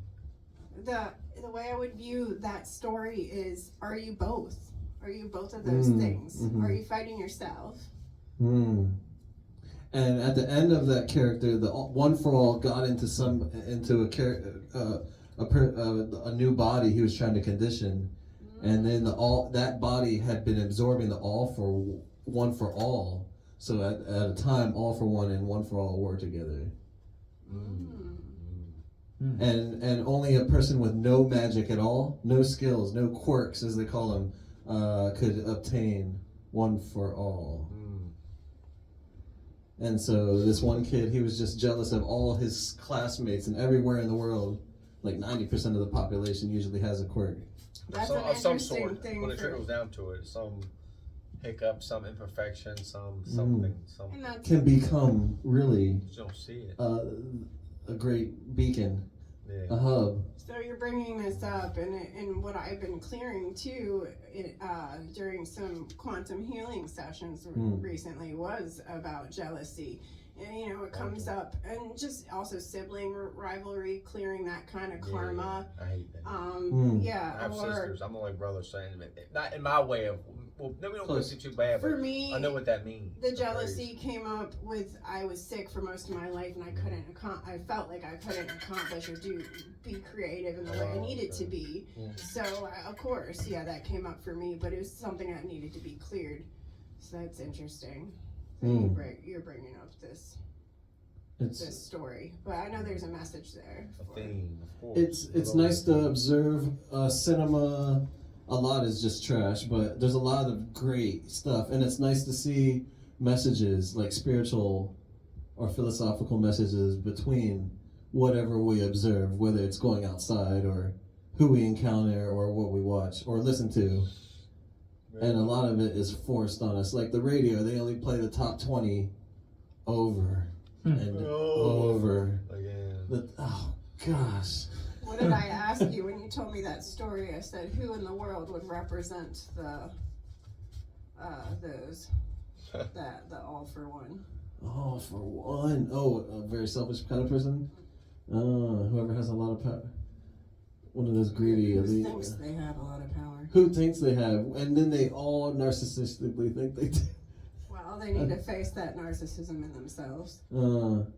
Amazing the power they could do. They could And really like buy you you one said, for all. My piece too, my universal consciousness piece of the vision I had was all the hands touching my feet, pulling energy off all the different cords, if you will. Yeah, you gotta watch spirits. what my hair. So you're bringing up, and that represents Christ consciousness. And another thing that came up was the narcissistic archetype or narcissistic energy in that. Wow.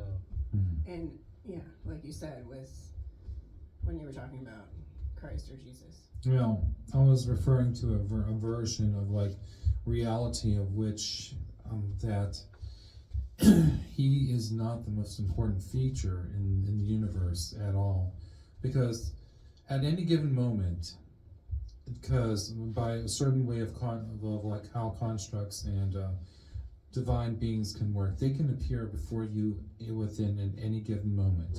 The fact that they don't is leading us to the idea of something, what we call, is it really happening the way some people have described it? Yeah. Or Self-discovery? No. Or they have no power whatsoever, and a story was created for the construct and for us to discern from it. The I'll give story you and an prophecy, as you're saying, Yeah, Thank you. it's for us to evolve and grow right. and We gotta figure it. self-realize, It's the hunt, integrated, and the quest. Well, embodiment of that higher self and spirit. that's true. And like they say, like many say, it's basically source, your universal energy experiencing itself in many different fashions all throughout. Then in this case, if infinite source, if infinity, if everything is us and we are that and nothing at the same time, then really we could all be each other's parallels and just a little teeny atom within of infinity. We all are God, but we're a piece of God at the same time. Exactly. We're like little atoms. Double We're like we're all little red blood cells, or some are white blood cells, or some are the liver cells, or whatever. We're all part of this whatever Bigger picture. something that's imagination, whatever. And I think that's Or a why. little cell atom. And that's why Einstein once said And that's why Einstein once said imagination is more important than knowledge. You're a hand talker. And I think That's that's what it what. And I think that. We need that. Let's try this. So you don't have to move. And So I you can think move you're fine, hands. you're fine, It's you're so fine, loud. you're fine, you're fine, you're fine. Watch out for the So I pebbles. think you're fine. So I think that's what Einstein was He saying. said no. You're fine. I think that's what Einstein was saying when he said imagination is We'll more, get you next time. is more important than knowledge. Remember, that's what he was trying to hit on. And going back to what you were saying about being the boss, everybody wants to be the boss till they are the boss. You know, that's why Shakespeare once said, maybe heavy is the head that wears the crown. You know, maybe, you know. Everybody wants to be. It looks good. The title looks good, but look at all the madness. Remember, I was saying about having children, cars, the things that come with this adult life, the X, Y, Z, etc. Yeah. The expectations upon us all is like we all have to. We're all having expectations brought forth from us from previous generations, and it's not always. We're cycle breakers this time. Well, breaking that kind of cycle is. Not the easiest thing, especially with But the we can only Vegas. be that, what do you call it, what'd you say? We can only place those expectations on ourselves, right? Right, but even with those expectations, we have to make sure that we're going through life without expectations as well. These kings, these solo leaders that are at the top like a pyramid scheme. Don't say that. Don't give it Well, the power of it. saying what it is it's an outdated place of thought. What we need is a council of genuine leaders who have earned, and also they're unpaid. Yeah. Leaders should be paid the amount of everybody. It's a team effort. We're all a team effort. We should be paid. That's why Walmart sucks. That's why it was good back in the A day. lot of the mediocre, mundane jobs are. Cars going like that's why I tell people all the time. This world today. Yeah. I say it all the time naturally, but it's true. People are going to jobs they really don't like anymore. They've been doing for years. They're in relationships that they Most don't want to jobs be in. In the beginning, it was great, but Yeah. Let Dragon tell his experience Well, right now, because this is coming up for you. Yeah, because Same with you. I've been at a job for about 19 years. Oh, whoa. And this is pretty much one of the longest running gigs I've ever done. Time to break up. Well, I Get a divorce. Dude. Okay, you go. But in my job, I've actually learned some of the business aspects of our society, and it's not always very easy just to discern why I'm not leaving the job because Not yet. Yeah. But I have to say that I do like my job. I don't want to leave it in the way that it's just like it's like bye Felicia, and then then all of a sudden That would come out of your mouth. That's the name of In the my job. life, I've never said that would come out of your mouth. well, I have a shirt that I've been waiting for this. He has a bye, Felicia. He's gonna wear when he quits. I have a shirt that I actually bought for the right again. Got it front and back. Well, the shirt itself. The shirt itself, I've been waiting. I'm waiting for the right moment to actually wear it.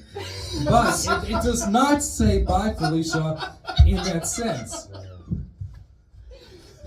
It literally no. It's like, can you read Chinese? Look it sideways, and then I'll read the message. that's life for average people. I mean, that's the game of life for average people. That's what it ends up becoming. However, but I'm going to tell you this. In my job, I have actually learned the pricing systems. I've become an efficient shopper, but don't get me wrong, it's allowed me to travel around the region to find small businesses where I've actually poured some of my knowledge, poured some of my energy into to help support them. Whether it be a coffee shop, whether it be a sideline business that really I can look into, and this is how I've actually learned where some locations are, how to get from one location to another at a faster pace, especially going through like some of the back country areas. And I was like, some things I've never seen before, and this actually makes me say, just because you have Google Earth on your phone doesn't mean that it's exactly the same way it is, because information changes, locations change. People change. That's true. People have changed. People have changed. But also at the same time, whenever I'm looking at it, I understand how to actually read the map as I'm going along. I've traveled around in dark places and winding roads pretty much for the past 19 years, and I've learned how to get, and I don't even have to use a GPS at all, unless it's You're like, talking about internally as well. yeah. So it's it's actually based upon memory from like how many times I've actually made this journey, so I don't even need to use the GPS. So it's like, if I'm going to this Deja vu, that repetition and cycle. Sorry, that's what's It- coming it- up for me. Deja vu is a different projection. It's basically a feeling that something's happened again when you had a premonition about it. Exactly. I know. It doesn't happen all the time, but No. that feeling It feels does like it's happen, like you yeah. feel like you've been in a certain. Yeah, level so, before. like, Wait, we've said this Denzel before. Washington. You have a certain feeling about something, Yep. then it actually happens. That's where that deja vu moment And then happens. you stop and shake your head and think about it, and then the rest of the day might go on, but it feels like it. It's almost like a glitch, almost like Alice in Wonderland. It feels like it. There's been a lot of times in my life where I've had deja. I felt like I did, Yeah. but then I'll think about the rest of the scene. Like, was this really? It may not play. It might go on my day. But have you ever had a feeling of vuja day? What is that? The opposite? The feeling that you've never done this before. No, I never had that one. But also Denzel Washington played in a movie called Deja Vu as well. Yeah. Yeah, I like that movie. Beyonce. But repetition builds up a certain discipline of like knowing your routes without having to resort to something external from yourself. You build into it. This is where I have to say that when I'm learning, when they put in like a new road, they're starting to put in a new road right near where I live, which is going to connect, which is like has been on the docket ever since I've been living in the house that I've been living in right now. And I'm like, they're finally fucking putting it in here. Oh, it's needed. So it's like, okay, that's going to actually shed about a few miles out of my way. So I have to contend with a couple red lights though, but I'm going to say it's finally happening. So what can that be a sign for in your And current life? Well, let's just say I heard it talk a long time ago. Now that it's finally coming into fruition, there was a certain point in a person's life when you live live up to a certain age, you go through. I think that's what they call the midlife crisis. Okay. But take account of everything that you've seen, but also make sure that you note the similarities of one form of life to the next. You'll start noticing the differences. Some of them are going to like bring up new familiar paths. Some of them from the old path will actually integrate into the new path in their own very specific way. So you'll draw up new connections. And this is where the new form of manifestation takes place. You hit a reversed process, a reversal, where you're not starting to like get into something, but you're starting to build up. You've built your root levels. This is why I'm working on this particular art piece of a dream I had in Hawaii right now, and it's representing the different realms, bringing it into a manifestation. Interesting. Yeah, the roots of everything that you do, you build up in your own underworld, your own underverse. So everything that you've wanted to manifest, you build up in yourself. That's A lot the of sense. That's how I depicted that manifestation realm as the roots. yeah. So and then you lay out the foundations, the root. Get it good, strong. You can go back to it. Yeah. But when you're starting to build up, you're going to notice you're going to carry with you still some of the negative energies as well as path, but you don't use those negative energies to actually show the person the level of whatever emotion reflected upon them and say, this is one of the reasons why I do what I do. There you go. That make a lot of sense. The reason for the being. Yes. Oh, the reason for the being. Yeah, that make a lot of sense. You know, like you said, Archimedes, you do what you do. You know, I make a lot of sense. I make a lot of sense. So with some of the spiritual entities that I've dealt with, and I've decided to actually integrate my dark and my light together to come up with some better understanding for a new form of life. It's they're gonna have babies. I don't know about that. That's They're gonna have half money. the. Cost money. What money do you have? All types with of with these two, Bills. no, it's not that direction. It's an actual business working relationship that they wanted to work on for a while. That's a good thing. That's good. That's good. Business partners to. Oh yes, especially with the context, and I will say the names: Uriel and Mephistopheles. Okay. That's names. Mephistopheles. Yeah. That's a cool name. It's a long name. Sounds like. You have you ever heard of that name before? It's long, elongated. Okay, so have you ever heard of the story of Dr. Faustus? Educate me. I want to learn that phrase. I want to learn that. Okay, so there is an ancient Greek telling of a doctor who came across a demon, Okay. and his name was Mephisto, Okay. or Mephistopheles. Mephistopheles offers him All ears. all these sorts of all these sorts of dreams. Okay. A house, car, well, not a car, but house, wife, and a lavish lifestyle. But all at the same time, as he is granted these things, he ends up losing them in the process. And so, What's that story, Job? it's stuff. Job is a completely different story.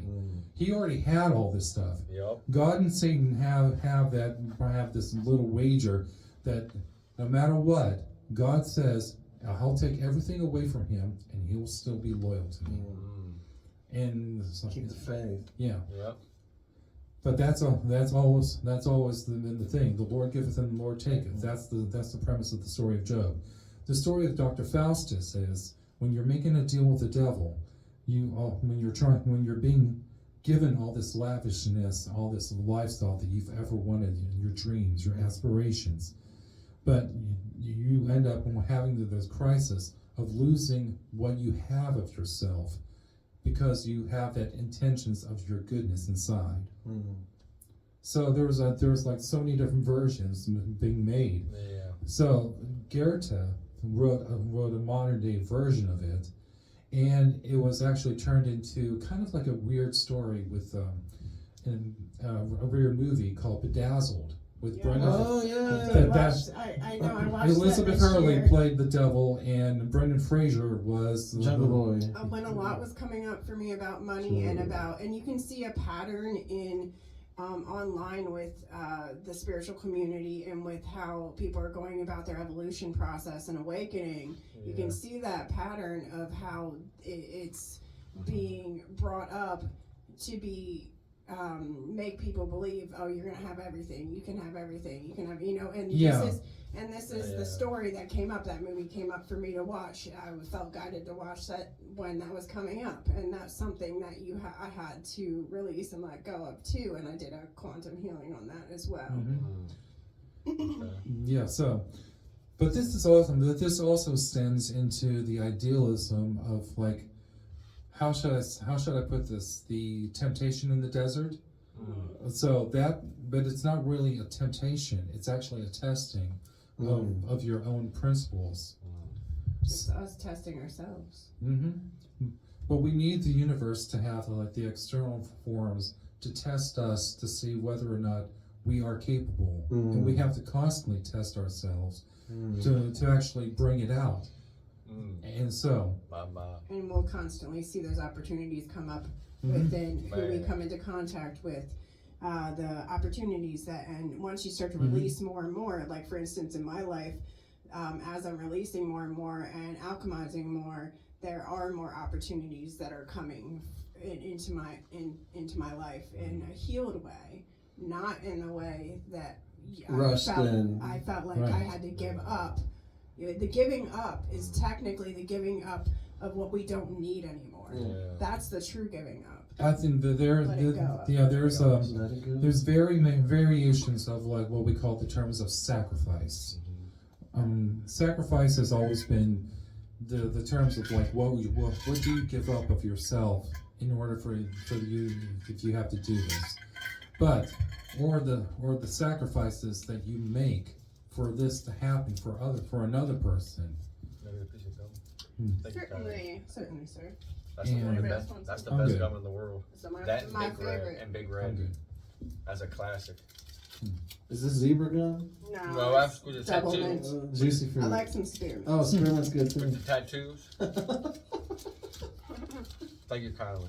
Yeah, I haven't had that for a while, but in any other sense, I was coming to understand certain certain aspects of certain spiritual entities just through my own mind melds, of like how their approach to the legitimacy of their office or their role in the universe, their message, their genius, their idealism, gives us the ideas of how we can use that in our own perspective of life. And when it's bouncing out, you create that symbiotic relationship of connecting with your higher self Yep. and your lower self. You understanding that the roots of what you planted into yourself are always basically carried into a new channel as you're going from like part of the root up into a part of the flower of the tree of where you're coming from, where you're actually coming in. The way I feel like I work with spirit is, yes, you can view it as all separate, and these are different energies and archetypes, just like in a story or the tarot or however you want to view it. But it's the experience of embodying each of those and integrating those as well as one, because it is all one. Right. One. And that's where the concept of one God comes from, and the concept of sacrifice, Yep. which in obtaining the initial Christ consciousness, if you will, or universal consciousness, I would think, is that letting go of what we don't need. You know, that's what we use that sacrificial energy for. One message that the Jesus could be summed up in is that God forgives, or that everything forgives. Yeah. And That's one of the first things that came from we're for always me when forgiving. I tried to tell everybody. They kind of thought I was a little crazy, but I'm like, you know, you already. It's like we've already been felt that overwhelming energy of forgiveness of everything. Yeah. There's no. You're not going to be punished forever. You're going to be held accountable for stuff. But, like example, if you get reincarnated or regenerated, if you get turned into a diaper, it's going to last 400 years. You're going to have a lot of time to think. Analogy. You're going to have a long time to take. think. No, this is the biodome. What do you guys want in life? To die and come back as a leotard? A leotard. Like a Jock pant. strap. Yeah. A cod piece. Trying to get a good cod piece. Walk around town with it on your forehead. Oh no. I don't know about that one. Fashion statements. But We're gonna be. but ending that karmic cycle, wouldn't we? It's in the integration and understanding that we are everything, and that it doesn't. So if you don't have to look at it as a reincarnation as something else, when you already are everything. That's true. You can continue. You're an Press embodiment continue. of your I own suppose. essence. You're an embodiment of your own essence. You're your own person at the end of the chess game of life. I believe. You in this game, We always want to be us. you know, is there something to win, or is it I don't know. just in the mere thinking of Well, if you and speculating constantly, thinking you have to win something? Or That- just, in it's that like an is- That is RPG. the illusion and game there is. I don't know. life imitates art. Why not?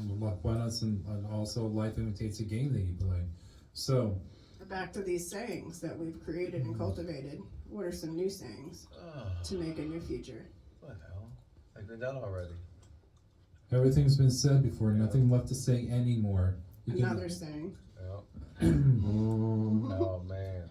I man. don't know. I don't know. I don't know. I don't know. I know everything and nothing at the same time. Like a guy at Burger King would said the other day, he was talking to somebody, the woman needed help, and all he could say, his next answer was, I don't know what to tell you.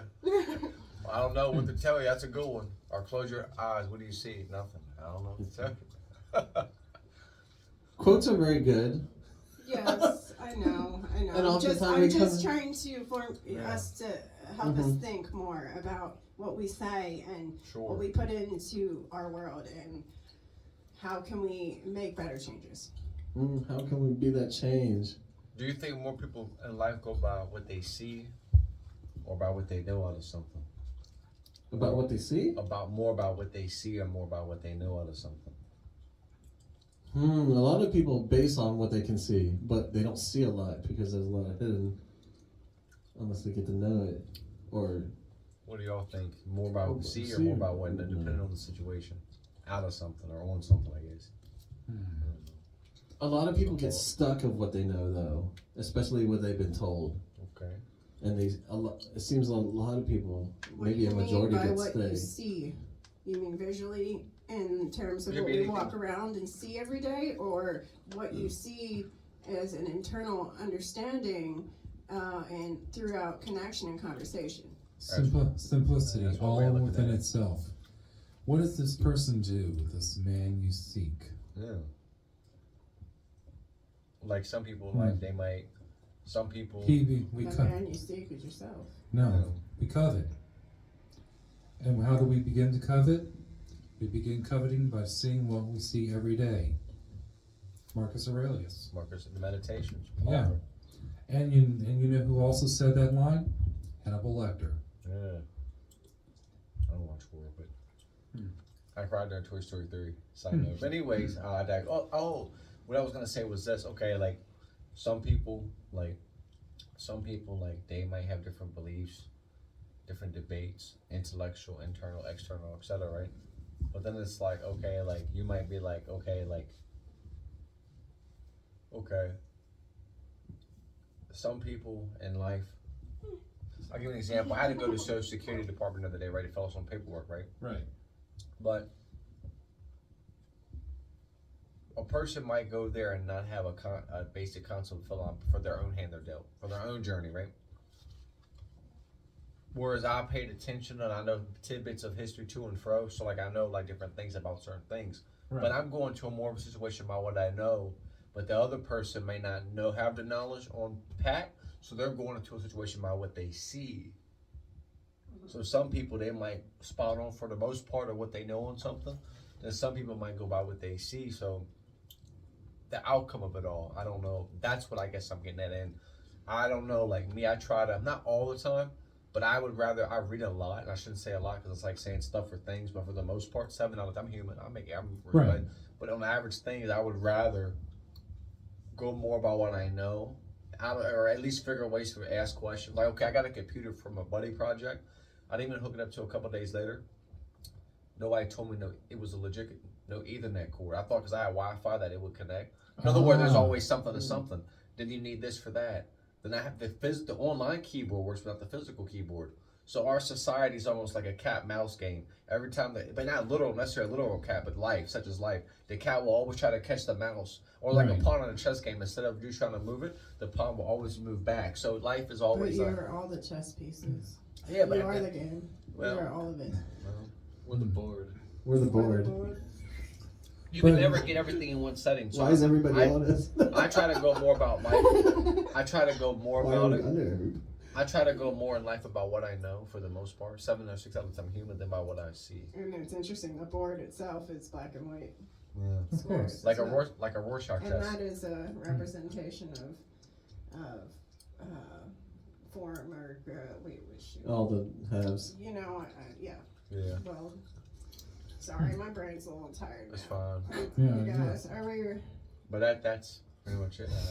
I just think I would You rather still go. got 2 more hours. No, I would rather go more about what I know than by what I see. No. Depending on what it is. Yeah, that's pretty much a good general consensus. But sometimes you may see something, but you may not actually see something that was About the seen and unseen? Yeah. It's kind of like when we're in a situation that's not preferred, but the unseen is the little side quest through it, and we're able to find some joy.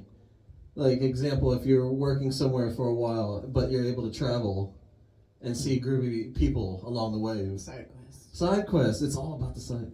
This life is a side quest.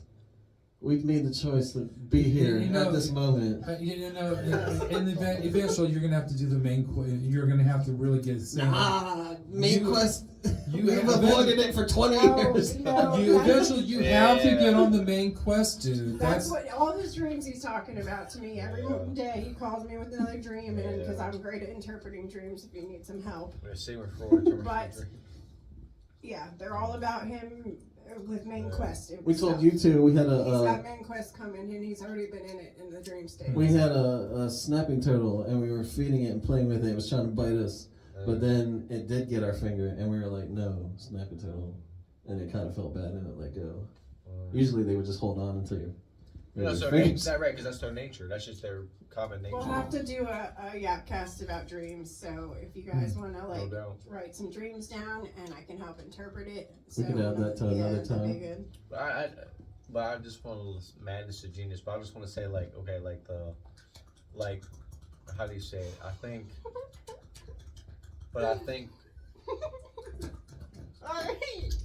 Sorry, go ahead. But I think going more about what a person knows, because if you go more about what you know than about what you see, you could be.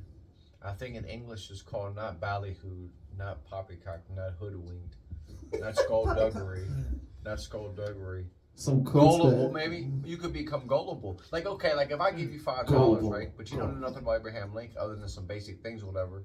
Or if I do something, or not even money, like it could be X, Y, Z, but if you're doing, you could get got, you could get hustled, you could get, if you don't know for the most part of something, kinda. Like the Native Americans, for example, were hustled at Manhattan for $24. Look at how much Manhattan's worth today. It wasn't literally 20, it was like whatever that like beads and some currency. That was way back then. That'd be billions, trillions back in the day. The equivalency, right? Just the equivalency alone, but sometimes in life, if you don't do necessarily your homework or research, but you could get God, depending on what. That's why I said I would rather think through a lot of things than because a lot of things is gimmicks. It could be BS, it could be con, it could be, I don't know. Spidey says I don't trust a lot. I get that fear. I understand that. I've been through it, and if you're gonna maybe slow down and sit in silence and calmness, and maybe try some breath work and meditation and yoga, and it'll help. Yeah.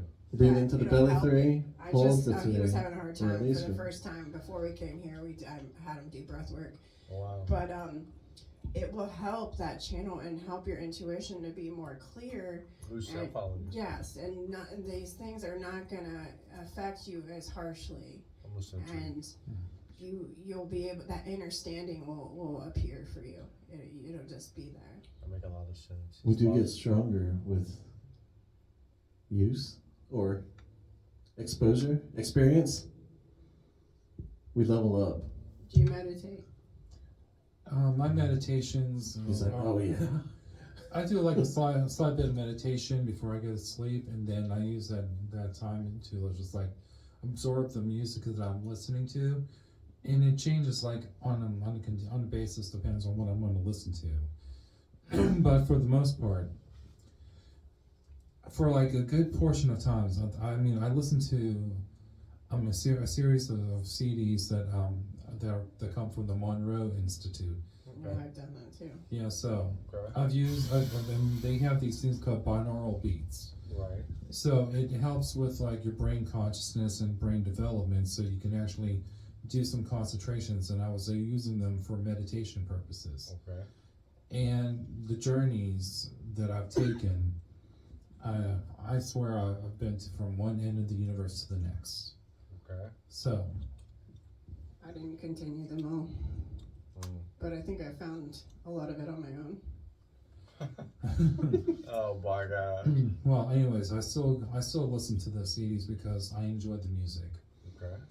And each and every particular music section has a particular mood to it. Okay. And I got into a very very definitive, solemn situation last night where I had to like go into like the one CD and just dwell upon my emotions, what I was feeling at that moment. And it was a sense of isolation. And then that's what I was really feeling. Because I know how to isolate myself, and it's like it's not out of protection. It's out of understanding that there are some things in my life that I know I'm going to be excluded from. So yeah. So, and one thing I'm trying to work with is to not be excluded from the life that I'm living.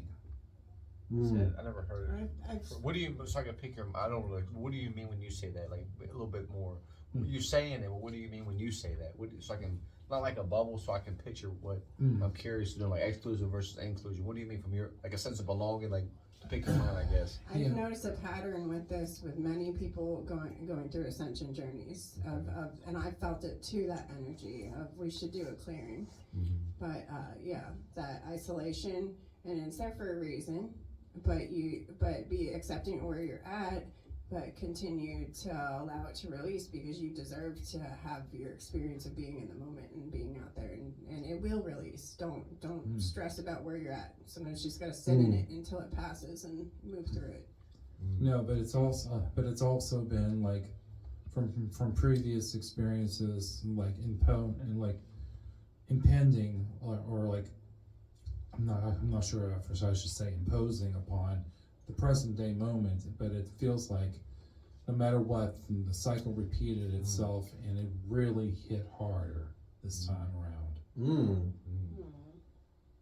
Interesting. Maybe it is coming from a past life of feeling imprisoned. Maybe it's coming from a collective energy within the world of feeling trapped and manipulated and corrupted. Yeah. Maybe it's because you tend to really connect Tap into to others. that to the collective energy of the world. So, same with me, and that's why we probably have had synchronized dreams with spirit. Well, last night was a different set of circumstances, so I'll talk. Sorry. Yeah, I'll talk about it. You need a hug. Not right now. He needs 2 hugs. A group hug. No. Okay. Yeah, I've gone into a lot of dark motions, and I've actually experienced the variations of life where it's like, well, part of mostly I visualize myself just living alone. I've felt that like as a hermit kind of thing. Not quite, not really living alone as a hermit, but So depressed. something along the lines as being an overseer of a lot of things. The watcher, and you're able to see a lot of stuff. And this was also like coming from the idea of like watching one of the Justice League movies last night with the cartoons. Excuse me for a second. You're good. Gotta dance. Yeah. Sing.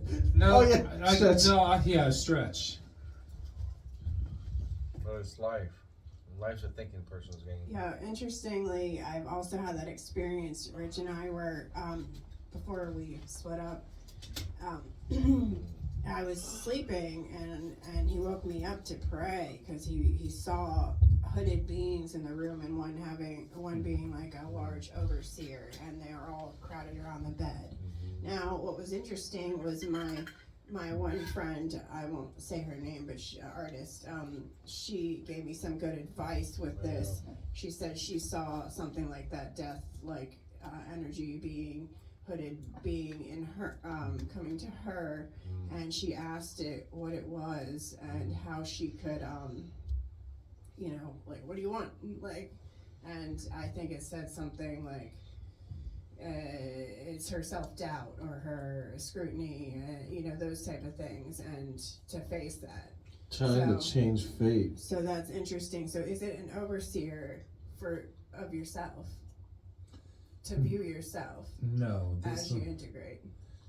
No, this has actually been part of my spiritual path that I've been on for quite some time, because it also integrates with like the past life with that I've actually visualized through my mind meld with my spirit mouth, my alternative spiritual form, which we've actually begun in our integration process. So Interesting. baby. And is that the integration of all of our true higher Yeah. selves? Is the integration of all these No, it's energies? but the thing is, you're your own sentient being. I mean, we are spirit, we are energy, we are all things. So Right, but the thing is, you were granted your own sentience in your way, and that's particularly upon the journey. When you realize that once you're granted your own sentience, and we're still in the same construct, we have to understand how we have to involve ourselves upon many levels. So, with this visualizations that I've gone through, and it's been the same countless amount of times, I've seen the location of where I'm supposed to be going to, and getting there. It's some parts of the journey have to open up certain ways for me. Okay. So, but it's also very hard, especially if you know that there are certain things in life that you want, but there's a fear that you don't know exactly how to get them. I concur with that, and I think that's what you just said was basically what I was thinking walking up here tonight. Like, this life is a journey, not a destination. And I think the problem of life is fear. And what I mean by that is, it's like being in a relationship, right? Yeah. A relationship with your family, a relationship with the bank, your doctors, a partner, a car, whatever it might be. It's a relationship, right? It's a relationship. So I'm so glad I've never been in a relationship. I don't have no children, no baby. I'm a deep, I said to myself, I'm a deep thinker. My nieces, my aunts, my nephews, etc. That's good enough, because I have my own problems. I'm head of the house. I'm head of the household. All my bills. I run my own show. My dad, I don't live with they live with me, so I'm running my own show. And I think that's the beauty of it. Like, do you know how many people get in trouble I guess lust is a part of life while we're here in the physical sense, but do you know how many idiots go to jail every day because of they let that feeling? I mean, I can attest. I've watched a lot of Maury Povich when I was a kid. So as a woman, though, I've been picking up on. You don't want to know some of the experiences I've had this year with men, and in my life. But as a woman, and understanding that maybe many masculine energy due to how they've been conditioned to be throughout time has an imbalance there, and don't know how to take that creative energy like a woman does in that sacral center and elevate it. And many don't.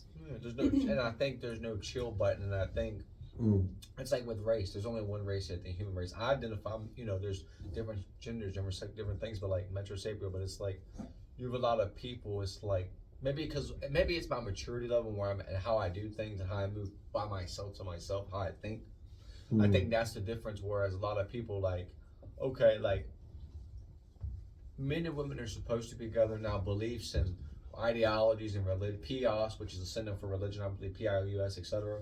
That's different. But what I'm getting at is do women it's not intellectualism versus being weird. What I mean by that is like my mom said when I told her when she was alive, you could be with somebody 30 or 20 years, never know nothing about them. Never know. Not say you should know everything about a person, but I think how we're doing this conversation, to me, this is great. I'm a chill type of guy anyways. I'm not hyped about nothing. I'm not in a rush for nothing. It's like I've already lived the things that I know. It's like I'm beyond my years. It's like I've already lived all this. I'm just chilling. Yeah.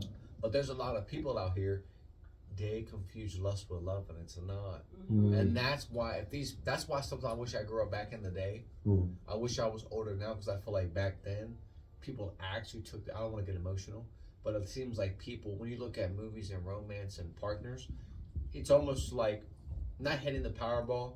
People wait, like me, I'm waiting out. People waited out longer. And this social media, when it comes to relationships, not for like intellectual different things, but when it comes to that part, it's too much unnecessary drama, too much unnecessary Oversharing. BS. But because back in the days, people had their problems, but her and him might be friends, and then some people might look at them and, oh, they're going to get married. You'll see that they'll be together for 20, 30 years. You don't even see it yet. Mm. Today, it's like it's like changing clothes Mm. 5 or 4 times in the same day. That's with relationships, because nobody takes time just to be friends and chill Mm. and get to know one another. So Mm. I think that's the Mm. and waiting out and Yeah. using this head, not the other head, and keeping it, clip like a belt I've with the been lock. having this conversation with Wait someone now, recently for me. quite a bit. Yeah, right. Velma, never shaggy. Keep wisdom. But I think that's me. But I think that's how I think, right? Because you want to create your life, Mm. and I think the problem is a lot of like for me, I'm the type of person. Oh no, I don't know. I just think that there's a lot of you have to go through a lot of losers to find a winner. We've done that. Well, that's the problem, because no, that's a qualm. I mean, a problem because, okay, yesterday, right, I had to do this book signing, or the other day, and there was this guy. He said he knew how to play chess. Well, that's what his mouth's saying. Nothing bad or good. And he has this woman, and she's an author, and I like to read, and nothing wrong. And I didn't say it, but in the back of my mind, I'm thinking, you have 3 children, you have a wife. And you play chess too? Well, you lost in life. Oh, Now jeez. when you lost life, you lost. You Yeah. see, you don't really. Nobody wins, because now it's like when you look at Michelle and Barack. Not them. When you look at successful people in their own rights, if they was to break up, they're still successful. I feel like the 3 losers games in life, the variables and factors. You don't really. I have friends from all types of walks of life. If you're not ready for those games yet in life, like the 3 losers games in life are jail, you don't win nothing. Drugs, you don't win nothing. That's corny, you don't win nothing. Having children not ready for you don't win nothing. When you already have debts and bills and things you're trying to get done, and a car, and the things that come with like maintenance and that's why. And I think the problem with love and relationships, it's like there's different variables and factors that are going to take you off the chessboard. So I think having female friends is good, or a partner, or whatever you're into. But I think the problem with this, but when you have bills to pay, when you have a car, when you have when you have all these trade-offs, going out to eat, what type of personality? Yes, so That- that chill. survivalism, right, is keeping us I love- feeling like we have to match up, we have to have that partner, Yeah. instead of actually Taking the time to develop There the you go. actual It's relationships. It's like they go that like you this, and then boom, like Yes. Pink Panther, right? And I think the problem around here is when, okay, let's say if you had a wife, right? Right. But I didn't know you had a wife. But I didn't mean nothing bad or good. Just hear my picture I'm trying to paint with words, okay? You shouldn't, there's a saying, and I was telling my one friend, like it was like this light brown, she was a nice lady, but I said, she's a nice lady and all, I'm cool with her and all, but one thing about me, not jealous or envious, I don't covet what other people have. Because you might covet or like someone, put them on a pedestal, but that person can be a whole total B. Yeah, we've all See. been there though, and feel that, and that's part of I don't know. but- what happens in human. society, Right, and but I think- humanity. And then we Or learn. we don't learn even know why. to be ourselves. Right, and then we and appreciate and love ourselves. Amen. And that's what I'm saying. Some people might want something, or sometimes a relationship can be a distraction. Like the other day, I went to this church thing, right? I went to go to, it was a free dinner, and I had on my necktie for the day and different things that I do for my journey. And one of the very first things the lady said was, "Let me see my husband." But I know, Talking to you about Talking you? into the mic. no, I'm thinking what I'm thinking is sometimes in people's minds they have it's almost like a bunch of unnecessary BS. Like okay, like Talk. it's almost like they want. Okay, I'll I'm give you an fading. example. I'm sleepy. It's like I'm gonna okay, nap right here. that's fine. It's like an example. That's fine. Like okay, like Logging off. it's almost like they look at the things that's nearest to them. Like you might be just coming here to like eat, have a good time, get some leave, Right. sensible. But in their mind, they might be like, oh, I wonder if I put this into the game, we'll hear no, because I'm not that type of person. Maybe with somebody else you can, because I'm wise, my sagacity is there. Like, and I don't,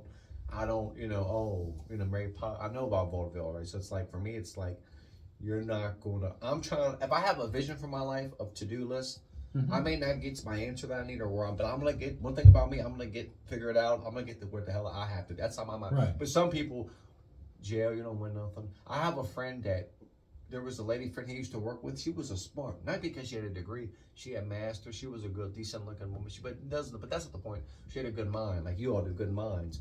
And I think the problem is our physical. Just let me get off this tangent so I can get. So the problem with some people in life is like he's not a bad guy, I know, but he has children by a woman that somehow came up missing. Her boyfriend that she had kids by, he died. They say he just got out of a car and got hit. I don't know the variable or factor. And the last time I saw him, I had on my Sylvester Tweety tie. I was at my barbershop. And he's like there's a movie. What movie am I thinking of? Not a heist movie with Mark Wahlberg or not Ed Norton. No. Oh, It's you're Italian talking- Job. Oh, You know the guy. You're talking about the remake. Yeah, Yes. or the Italian Job. Yeah, the Italian Job. If I had to describe him to somebody, he was Hispanic. Nice guy's name's Warder, Mr. But anyways, but he passed away. Jonathan, how he passed away, but Jonathan called him Warder, but he kind of was like that character that had that security guy with the van and hook up. He did one of them type of jobs in real life, but similar computer stuff. And they both had children by the same woman. Well, now the father's gone, the woman's gone, and his son by the other man's still here, and then my friend Horatio's still alive with the children, and the lady that he used to work with. In other words, sometimes in life, a lot of these men will chase these women that they know that they're not good for them. They know that they're not good for them. But the woman that she worked at Pilot Flight, that's not what I'm getting at. It's the metaphor, the moral that I'm trying to take away. Right. They'll chase these women. Not that he's perfect, but they chase these people that, like this woman might have. I think sometimes in life a lot of men are afraid of intellectualism and people in that regard. They chase they're afraid of this. I don't know why, chase but- a certain type of dream that they have envisioned with this person, only to find out that dream was just like a complete, total like. Damn. It's like shit. What the fuck did I just do? Oh no! No, I think- It makes them question their own power that when they recognize it. Some, but it's appreciated when a man can recognize intellect in a woman. There you go. And I think that's why I'm interested. I think that's so. It's nothing wrong with having desire for people, but there's a fine line between. You don't have to act upon that, and I think that's the problem. And when I did my discussion board, I touched upon that not because of our gender, but in one aspect, whether believe it or not, we are operated by instinct and nature and desire and physical and lust. But you could do that in solitude and nobody has to know. But if you go and act on it, then there's a possibility where something's going to happen. Not to me, but that might happen. But there's still a problem in solitude being that way, and you're still putting out an energetic frequency of it instead of cultivating that energy. There you go. Into the world in a proper way, and maybe that's part of an overwhelming larger issue within men, women. I felt it myself too. Sexually, It's a energy instead of allowing that creative energy to be put where it needs to be. I think because with a solitary person, I think they put a certain amount of expectations of what they want out of the relationship, and instead of actually trying to actually build upon the relationship, they develop the expectations and certain things that come into their mind and how they visualize what the relationship is instead of what the relationship could be, and that eventually it all breaks down because of a miscommunication of like needs from each other person. Yeah, and I think that's the problem with not all men, but the problem with this sinful life, because it is part of life to the day. Unfortunately, that's life. But like, I think that's the problem is when you let not mortal, not secular, which means world. As I'm talking, I'm thinking through that. I think the problem you have with people is like you can't. Like, okay, like you said, when you see all these people, right? Like, there might be a million men that like you. There might be a million women that like you. But it could be not even looks. It could just be why you don't like it be turn off. Like me, I don't drink or smoke. So why would I wanna? I'm a thinking man, so I need to put not that I'm better. Just as you go through the Right. chess game, right? So I think a lot of times it's not that If we were in Nippon, it would be. it's the problem with how do you develop a relationship? How do you, like she said, and she's spot on. How, one could say the idiom. How do you cultivate? How do you truly? How do you cultivate? How does one cultivate? How does one cultivate all that? How do you go through life like me? It's not reality, but I'm attracted to intelligence. Like this conversation is like I'm interested. So like, I'm not saying that Velma was a real character, but I have a love for learning. I want to take more college courses and different things. So for me, the physical and lust, that's not love. I think that's just what it is. And I think a lot of men, not all men, but that's why I say, because back in the day, vaudeville theater, culture, Radio City Rockettes, that's different. But I think a lot of men, they go into it, I'm just being for real.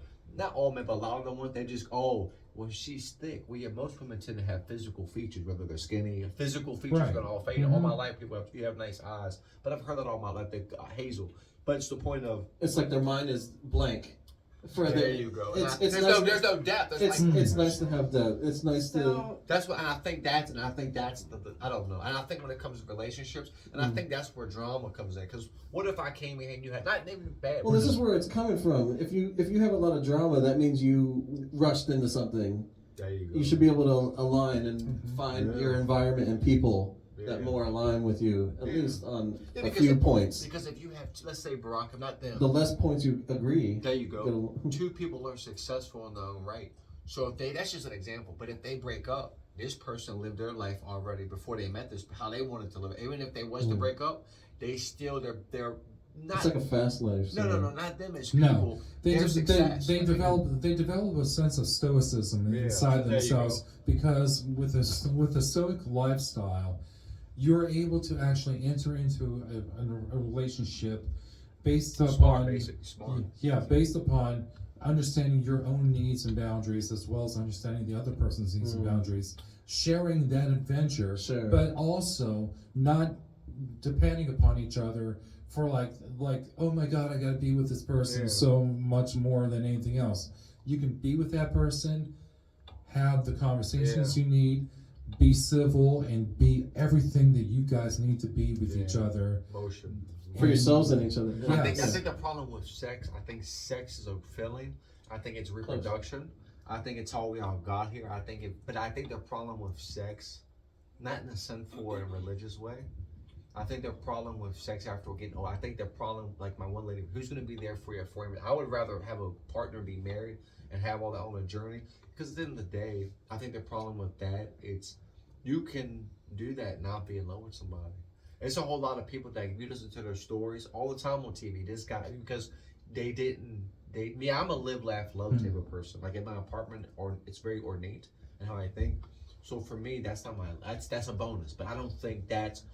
I would rather laugh and cry and go. I mean, that may sound a little eccentric, but go on a journey with somebody other than because I think that's the problem with successful, smart, intelligent thinking people is that they develop their. It's almost like a bird trying to develop its nest. That's what I meant earlier when I said philosophy about your younger years. Depending on how you take care of yourself and stuff. When you get older, two successful people can break up. They can still be friends, but they're still going to do their own thing and live their life the way that because they've already did all the work beforehand. I appreciate this conversation here because it's a good lesson for me right now with what I'm going through. But also, like you said, that just a thought, the lust aspect, right, is we can have that sensation, but to have that resonance in the heart and the mind as well, and your chakra system, that's a whole nother level of connection and that takes time to develop. You're right about that. And I think also, I think a mind is a terrible thing to waste. And I think a lot of times gender, so a lot of women's minds ain't appreciated in this country. That's why they had not angel in the house, not an ivory tower. I'm rifling my thoughts off, not glass ceiling. That's a phrase. It's Rosie the Riveter, yes we can, because for not just women but gender, minorities, men, etc. They never were heard, and not just in the sense of articulation or outpouring of voice. The oppression. Right, the oppression, right, and I think that's the problem with this country. So when they see people speaking now, oh, I'm this, I am this. No, I think it's always been. It's just people are finally having their own voice. Yeah, and I think and I think that's and I think when they have all these different people like Madani, all these different people, Michelle Obama. I'm only using her because she's successful. It's not the money, it's not the degree. That's all extra. It's same with or any famous person. It's just basically her presence. Certain people's presence can actually make a better influence, and you get a chance to see how they actually make their mark in society. Not just as in the leadership role, but in the way that they actually go out into the society and make something of themselves, as well as helping make something of others. And this is one of the differences of like some A-list celebs compared to like certain types of other political figures, and everything is like so much circumstantial for certain points. Where you have to really pay attention to like the way that politics works. It's not about what you know; it's about who you know and who you've been in bed with. Yeah, for me, to be honest, It should not be that way. Well, Wait, cancel. But for me, I think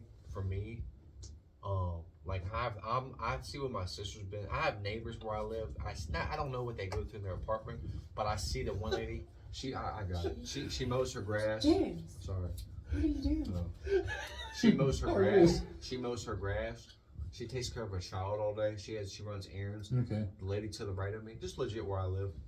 I see what she goes through. She has 2 children, and it's like, it's just the idea of like what people really think that love is not. Cause you can like somebody, but I don't know, like when you to be in, you can't like one thing about life, you can't make somebody like you, you can't make somebody love you. You can love somebody, not this is a friendship, but you can like them, but how you can't. I don't understand like that. That's like Ace Ventura, like you can't make the scene where they're having the babies coming out of the end, anyways. But the point is, that side note, the point is like you can't. There's my mom said when she was alive, there's somebody out here for everybody. But when it comes to something like love, like I fell in love. I've only been in one relationship my whole life. I made it be in marriage or family. I've never been married. Like I'm in a legit marriage. I've just been. I never had children before either, so I don't know what that's like vicariously. But I understand your situation. So I just think that where I'm at in my life, like I'm wise. Like I just get to sit back and learn. Like for me, I would rather fall in love. Like I'm getting older, not my age, but like my dad ain't gonna be here no more. Like my mom is gone. I have a sister, niece, and nephew that need me in my life. I'm looking at the realism. Like I want to get my life together, go back to school, get my middle, get me straight across the board. I want to be with one partner. I want to be with one partner where we can have it all for the next 30 or 40 years, and then go into. You're manifesting it, right? By speaking it now. Yeah. But so say it. Slow down and be in the moment and enjoy each moment. That's true. To moment that you are creating that for yourself. Yeah, but it's just the idea of like I don't know, man. It's just the idea of like, cause like me, if I had children, I'm not the best person. I wouldn't leave my child, but if I ever was, which I don't, but if I did, I want to basically I want to keep working on me. Like I want to go back to get my first car, I want to get my priorities and goals. Whatever I'm not better, I want to get better, etc. Because if I can't speak for no other man or woman, but I'm small. Me, I want my children not only to be smart and geniuses, but also want my child to be for me. No, for me, I'm gonna be not my child's first teacher, but I couldn't make a baby and not man. I couldn't. I have problems with my own. But I couldn't make, terrible 2s, triples, and 3s, baby car seats, strollers. You know what I'm saying? Car seats, strollers, that thing that goes around like this, around your knapsack, see? Baby car seats, strollers, car seats, Lamaze classes. What's the other one? The strap that goes like this where you put the little baby harness thing? I wear my Kangol hat all the time, right? Let's think about carrying the water bottle, get like a baby chest harness. Hey, nobody, but I couldn't imagine I want one for Bryce. But I couldn't imagine making a baby and not becoming a man. I have a friend that's like that. He has all these children, but he doesn't want to be dude, when you have your first child.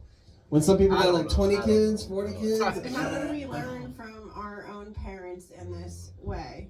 to better educate and raise children in the future, how do we learn from those patterns that you would call curses, which I disagree, but how do we learn from that and to not recreate the same cycles of how we've taught and raised children before, so that we can. It's mainly understanding how your relationship with your parents will actually. Exactly. When you understand your relationship with your parents, of like how they raised you, what one parent gave you versus another parent gave you, what your grandparents have given you versus compared to your aunts and uncles, you basically have to take that all in, fill up with your own life experiences, as well as then give it on to pass it on to the next generation, and also help. Also, when they're developing themselves, don't try to curtail them from expressing themselves, but mainly guide them also to learn how to work with their own creativity or their own life paths, as well as being acceptable to the idea of your traditions. Being supportive of their differences. And teaching them energy and how it works, and how how our parents' wounds have been passed down and projected onto us. And I've dealt with this so much myself with healing and doing so much trauma work and shadow work on the father and mother wound. If you want to change the word, instead of using generational curses, we could do it generational unhealings or misunderstandings. DNA realignment. I don't know. I'm just speculating. Guessing. Synchronized. We have to piece the puzzle pieces together.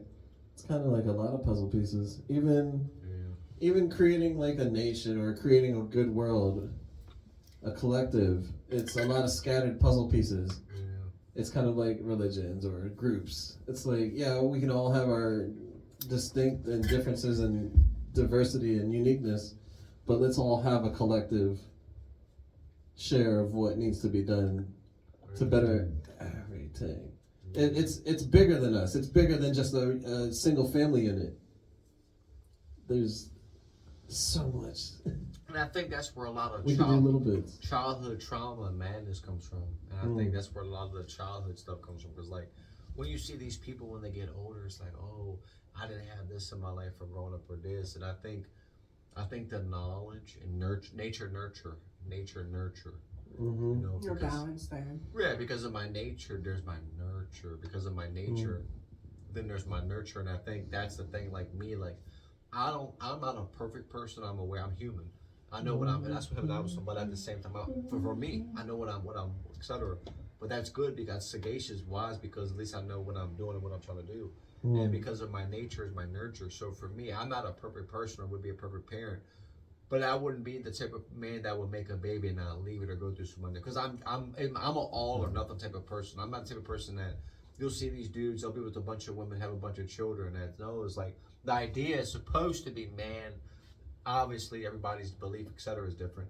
But the overall general goal we're trying to break away from an alpha system, alpha tribal system that actually has been infatuated for us for a long time, where it's like one village elder makes all these kids and everything else, whereas the rest of the men don't get a chance to actually have that sort of thing.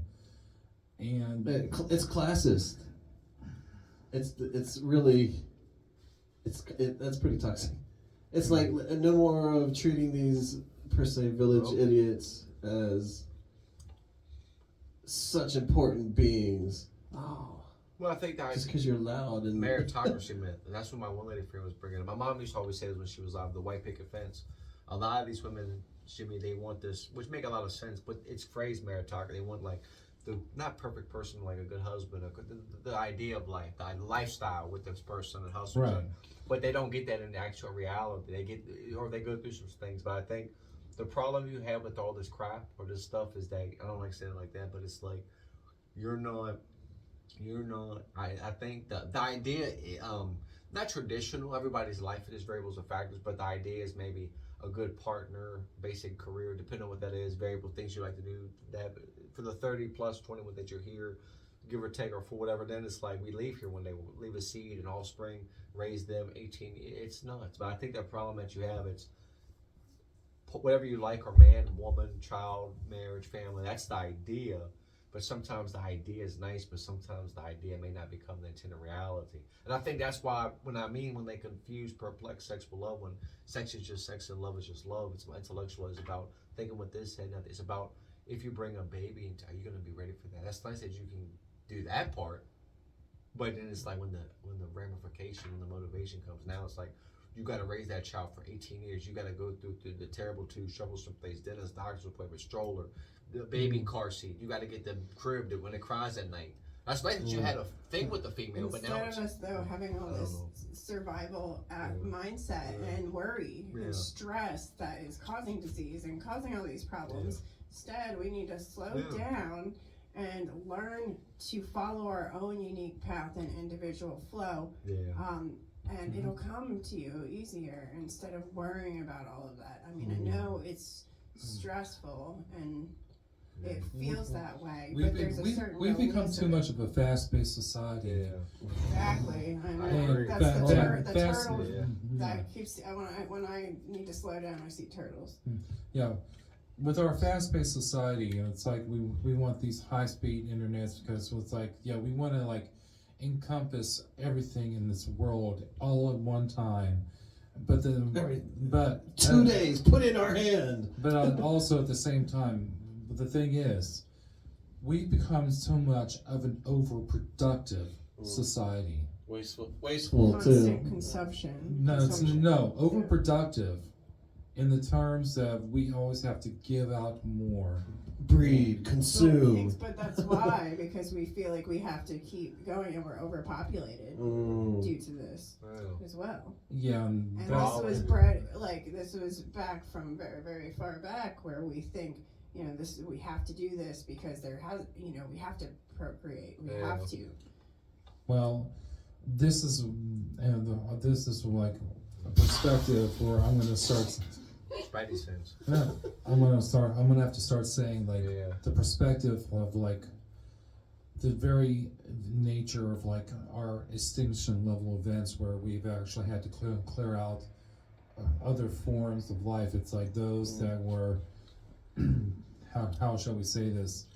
When a whole population or a planet becomes overpopulated to the point, and this is mentioned in mythologies, and this has been like 6 or 7 times that this has already happened.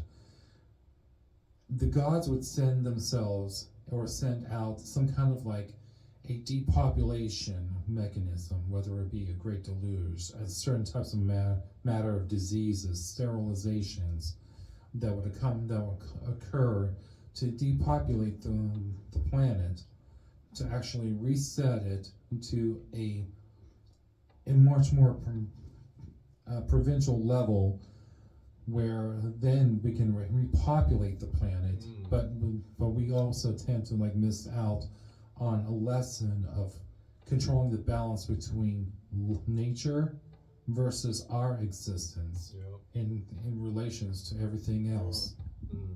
It's like that Thanos click. I cried when I came into LAX and I looked at everything, and it was just like a computer circuit board. It was I couldn't see any green. When the trees, I just cried. Yeah. It was horrible when I came back from Hawaii. Oh man. Yeah. But yeah, it's and this is a lot of what we've been talking about, is how to rebuild the ecosystems. Yeah, even as we're populating the globe on a scale where, let's just say it, even around here where we're seeing like massive buildings are being put up, new homes, warehouses. Yes, exactly. It's a hustle. It's a hassle. Parking hassle. lots. It's an adult hassle. A lot of these clearings I've done too have come up has been like about these extinction events. And I often got like visions of the serpent mound. You know what I'm talking about? Yeah. Okay, so but I also have during clearing sessions, all of a sudden it came out is clearing, and I kept hearing Atlantean heart clock, like to slow down when we need to slow down, and be able to speed up in evolution when we need to speed up. So I don't know. Maybe it's some kind of technology, healing technology I need to perform during my healing sessions. Yeah, even as like the idea of like the Book of Revelations will suggest that that will actually bring in the new version, another version of an extinction level event that will bring us down to the newest levels of humanity, and the survival system is going to be completely different. But people who like to do all like these doomsday preppers, I would have to say it's not going to really work as well as sometimes they think, because if I actually were to think about it, there are a group of demons or a group of hunters that know about this sort of thing, and they will not differentiate anything. They will exactly know who's on the list that they need to go after. It's wild that people can't just chill out. That's the really thing, and they have to do too much until the problem is. But that's also part of their soul contract. The kind of soul contract, or the construct of who they are as their own soul entity, is basically can be up for grabs. I mean, they'll have their purpose in life. Then all of a sudden everything will come into place, and then it's not going to be walled off. It will be exactly as it's needed for the new collection of the new spirits that actually come in, reconstitute of what is needed to actually take care of a planet and actually develop a much more defining system. I mean, yeah, we may have to codify something, but we also have to make sure that we're also living in that harmonic lifestyle. And this is not just about a national consciousness. This is a planetary consciousness that we're looking in right now. And it's more than that. It's a cosmic level of.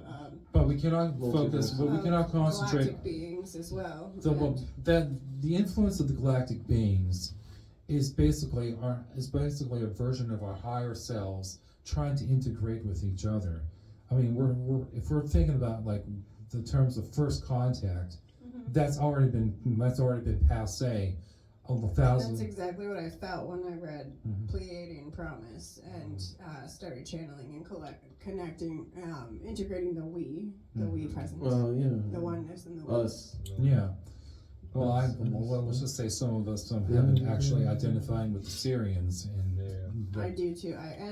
Also I've seen I'm working on another piece of art of saw on my birthday that came to me in Octurian. Yeah, but I think even some of the Draconians that I've actually gotten in contact with are actually in agreement that this form of like reconstitution has got to end, because it's actually a toll on their lifestyle species as well. Affected. Yeah, because the meta, the beyond, and some of the Draconians that I've actually been in contact with have variations of this thing, and it has become so overbearing that the newest generation is saying that we have to continue the tradition. It's like, no. A new version has to be a new madness. That makes a lot of sense. Yeah, it's like it's not just ending the madness, but understanding how to actually incorporate all of ourselves. Because as I identify with some of my Draconian predecessors, as well as my Draconian colleagues. Is Draconian like dragon? Yeah. Yeah.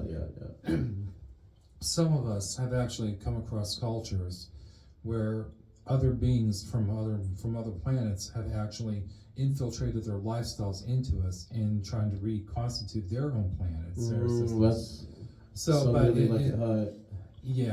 they warm up this planet for themselves. No, and there's some coldness coming into it. You guys got to remember, there's variations. Like the variations of types of humans also reflect the variations of the type of species, the animal nature, their spirits. We're all We could have a global freezing. What does a planet do? What does something do when you have a fever? You try to get cold. Well, What happens when you're really cold? well, You try that to get warm. 12,000 years ago was considerably our last ice age, and also around the same time, That was an extinction too. That was not just an extinction level. That was the actual pinnacle moment of the Great Deluge, and which is the Great Thaw. That's what eventually what happened to cause the global sensation of this Great Deluge across the entire globe. It's crazy because like billions of people will get reduced down to like a couple thousand. We're really inbred. It's amazing how we're kind of functioning. Well, the gods themselves, or added outside stuff can be. No, if you actually take a look at the god lines of every single god structure, brothers and sisters would marry each other no matter what. And it's mentioned in the Pleiadian, Not a fan of the Pleiadian inbred story of the stuff, though. seven sisters as well. Nobody is. That's Yeah. an incest. Not a fan of it. Yeah, so let's just say that I think the rednecks got a whole head start on us. But you have the Ice Age, then you have the like- Bronze Age, and you have the Stone Age. Right. And we look at the different, like you said, evolution. Charles Herbert, the evolution of things like Pangea, supercontinent. Right. You know, when you look at the, like you said earlier, the puzzles. You know, Enigma. So we look at Pangea, supercontinent. You know, Pangea, supercontinent. You know, Yeah. Right. different phrases, different ways of thinking. You know, you look at different conquerors. You know, Genghis Khan, Y chromosome, Luke Erickson, the Viking. You look at like different like theater, music icons, vaudeville, but you'll never, no mortal human being will ever have life figured all the way out. It's people that came here before. It's just a blank. Yeah, it's We're all people kind of winging it, and well, like you have people that Cheers. cheers. have been trying to figure out this chess game. You know, from like the Flintstones. They think that people was gonna live like that forever. Then you had TV Land. Then you had the Ice Age, Right. or you had the Jetsons. We might have airplanes. We might have one prototype flying car, but our cars are still on the ground. Well, So some futuristic predictions were good, but the other things are still. Well, if you actually have to take a look at the idealisms of like the conspiracy theory between the Jetsons and the Flintstones, there was a conspiracy theory that they actually were in the same universe. Mm-hmm. So, Yeah. but as we're going along, we're starting to understand how integrated every universe can be, because like Yeah. with Marvel versus DC versus Dark Horse, I mean, you got all those universes going to have to integrate with each other no matter what. Yep. And let's just say some of our, like, we have, like, including within our very own universe, like, I would have to say the Chuck Lorre universe, with the show Big Bang Theory, so to speak.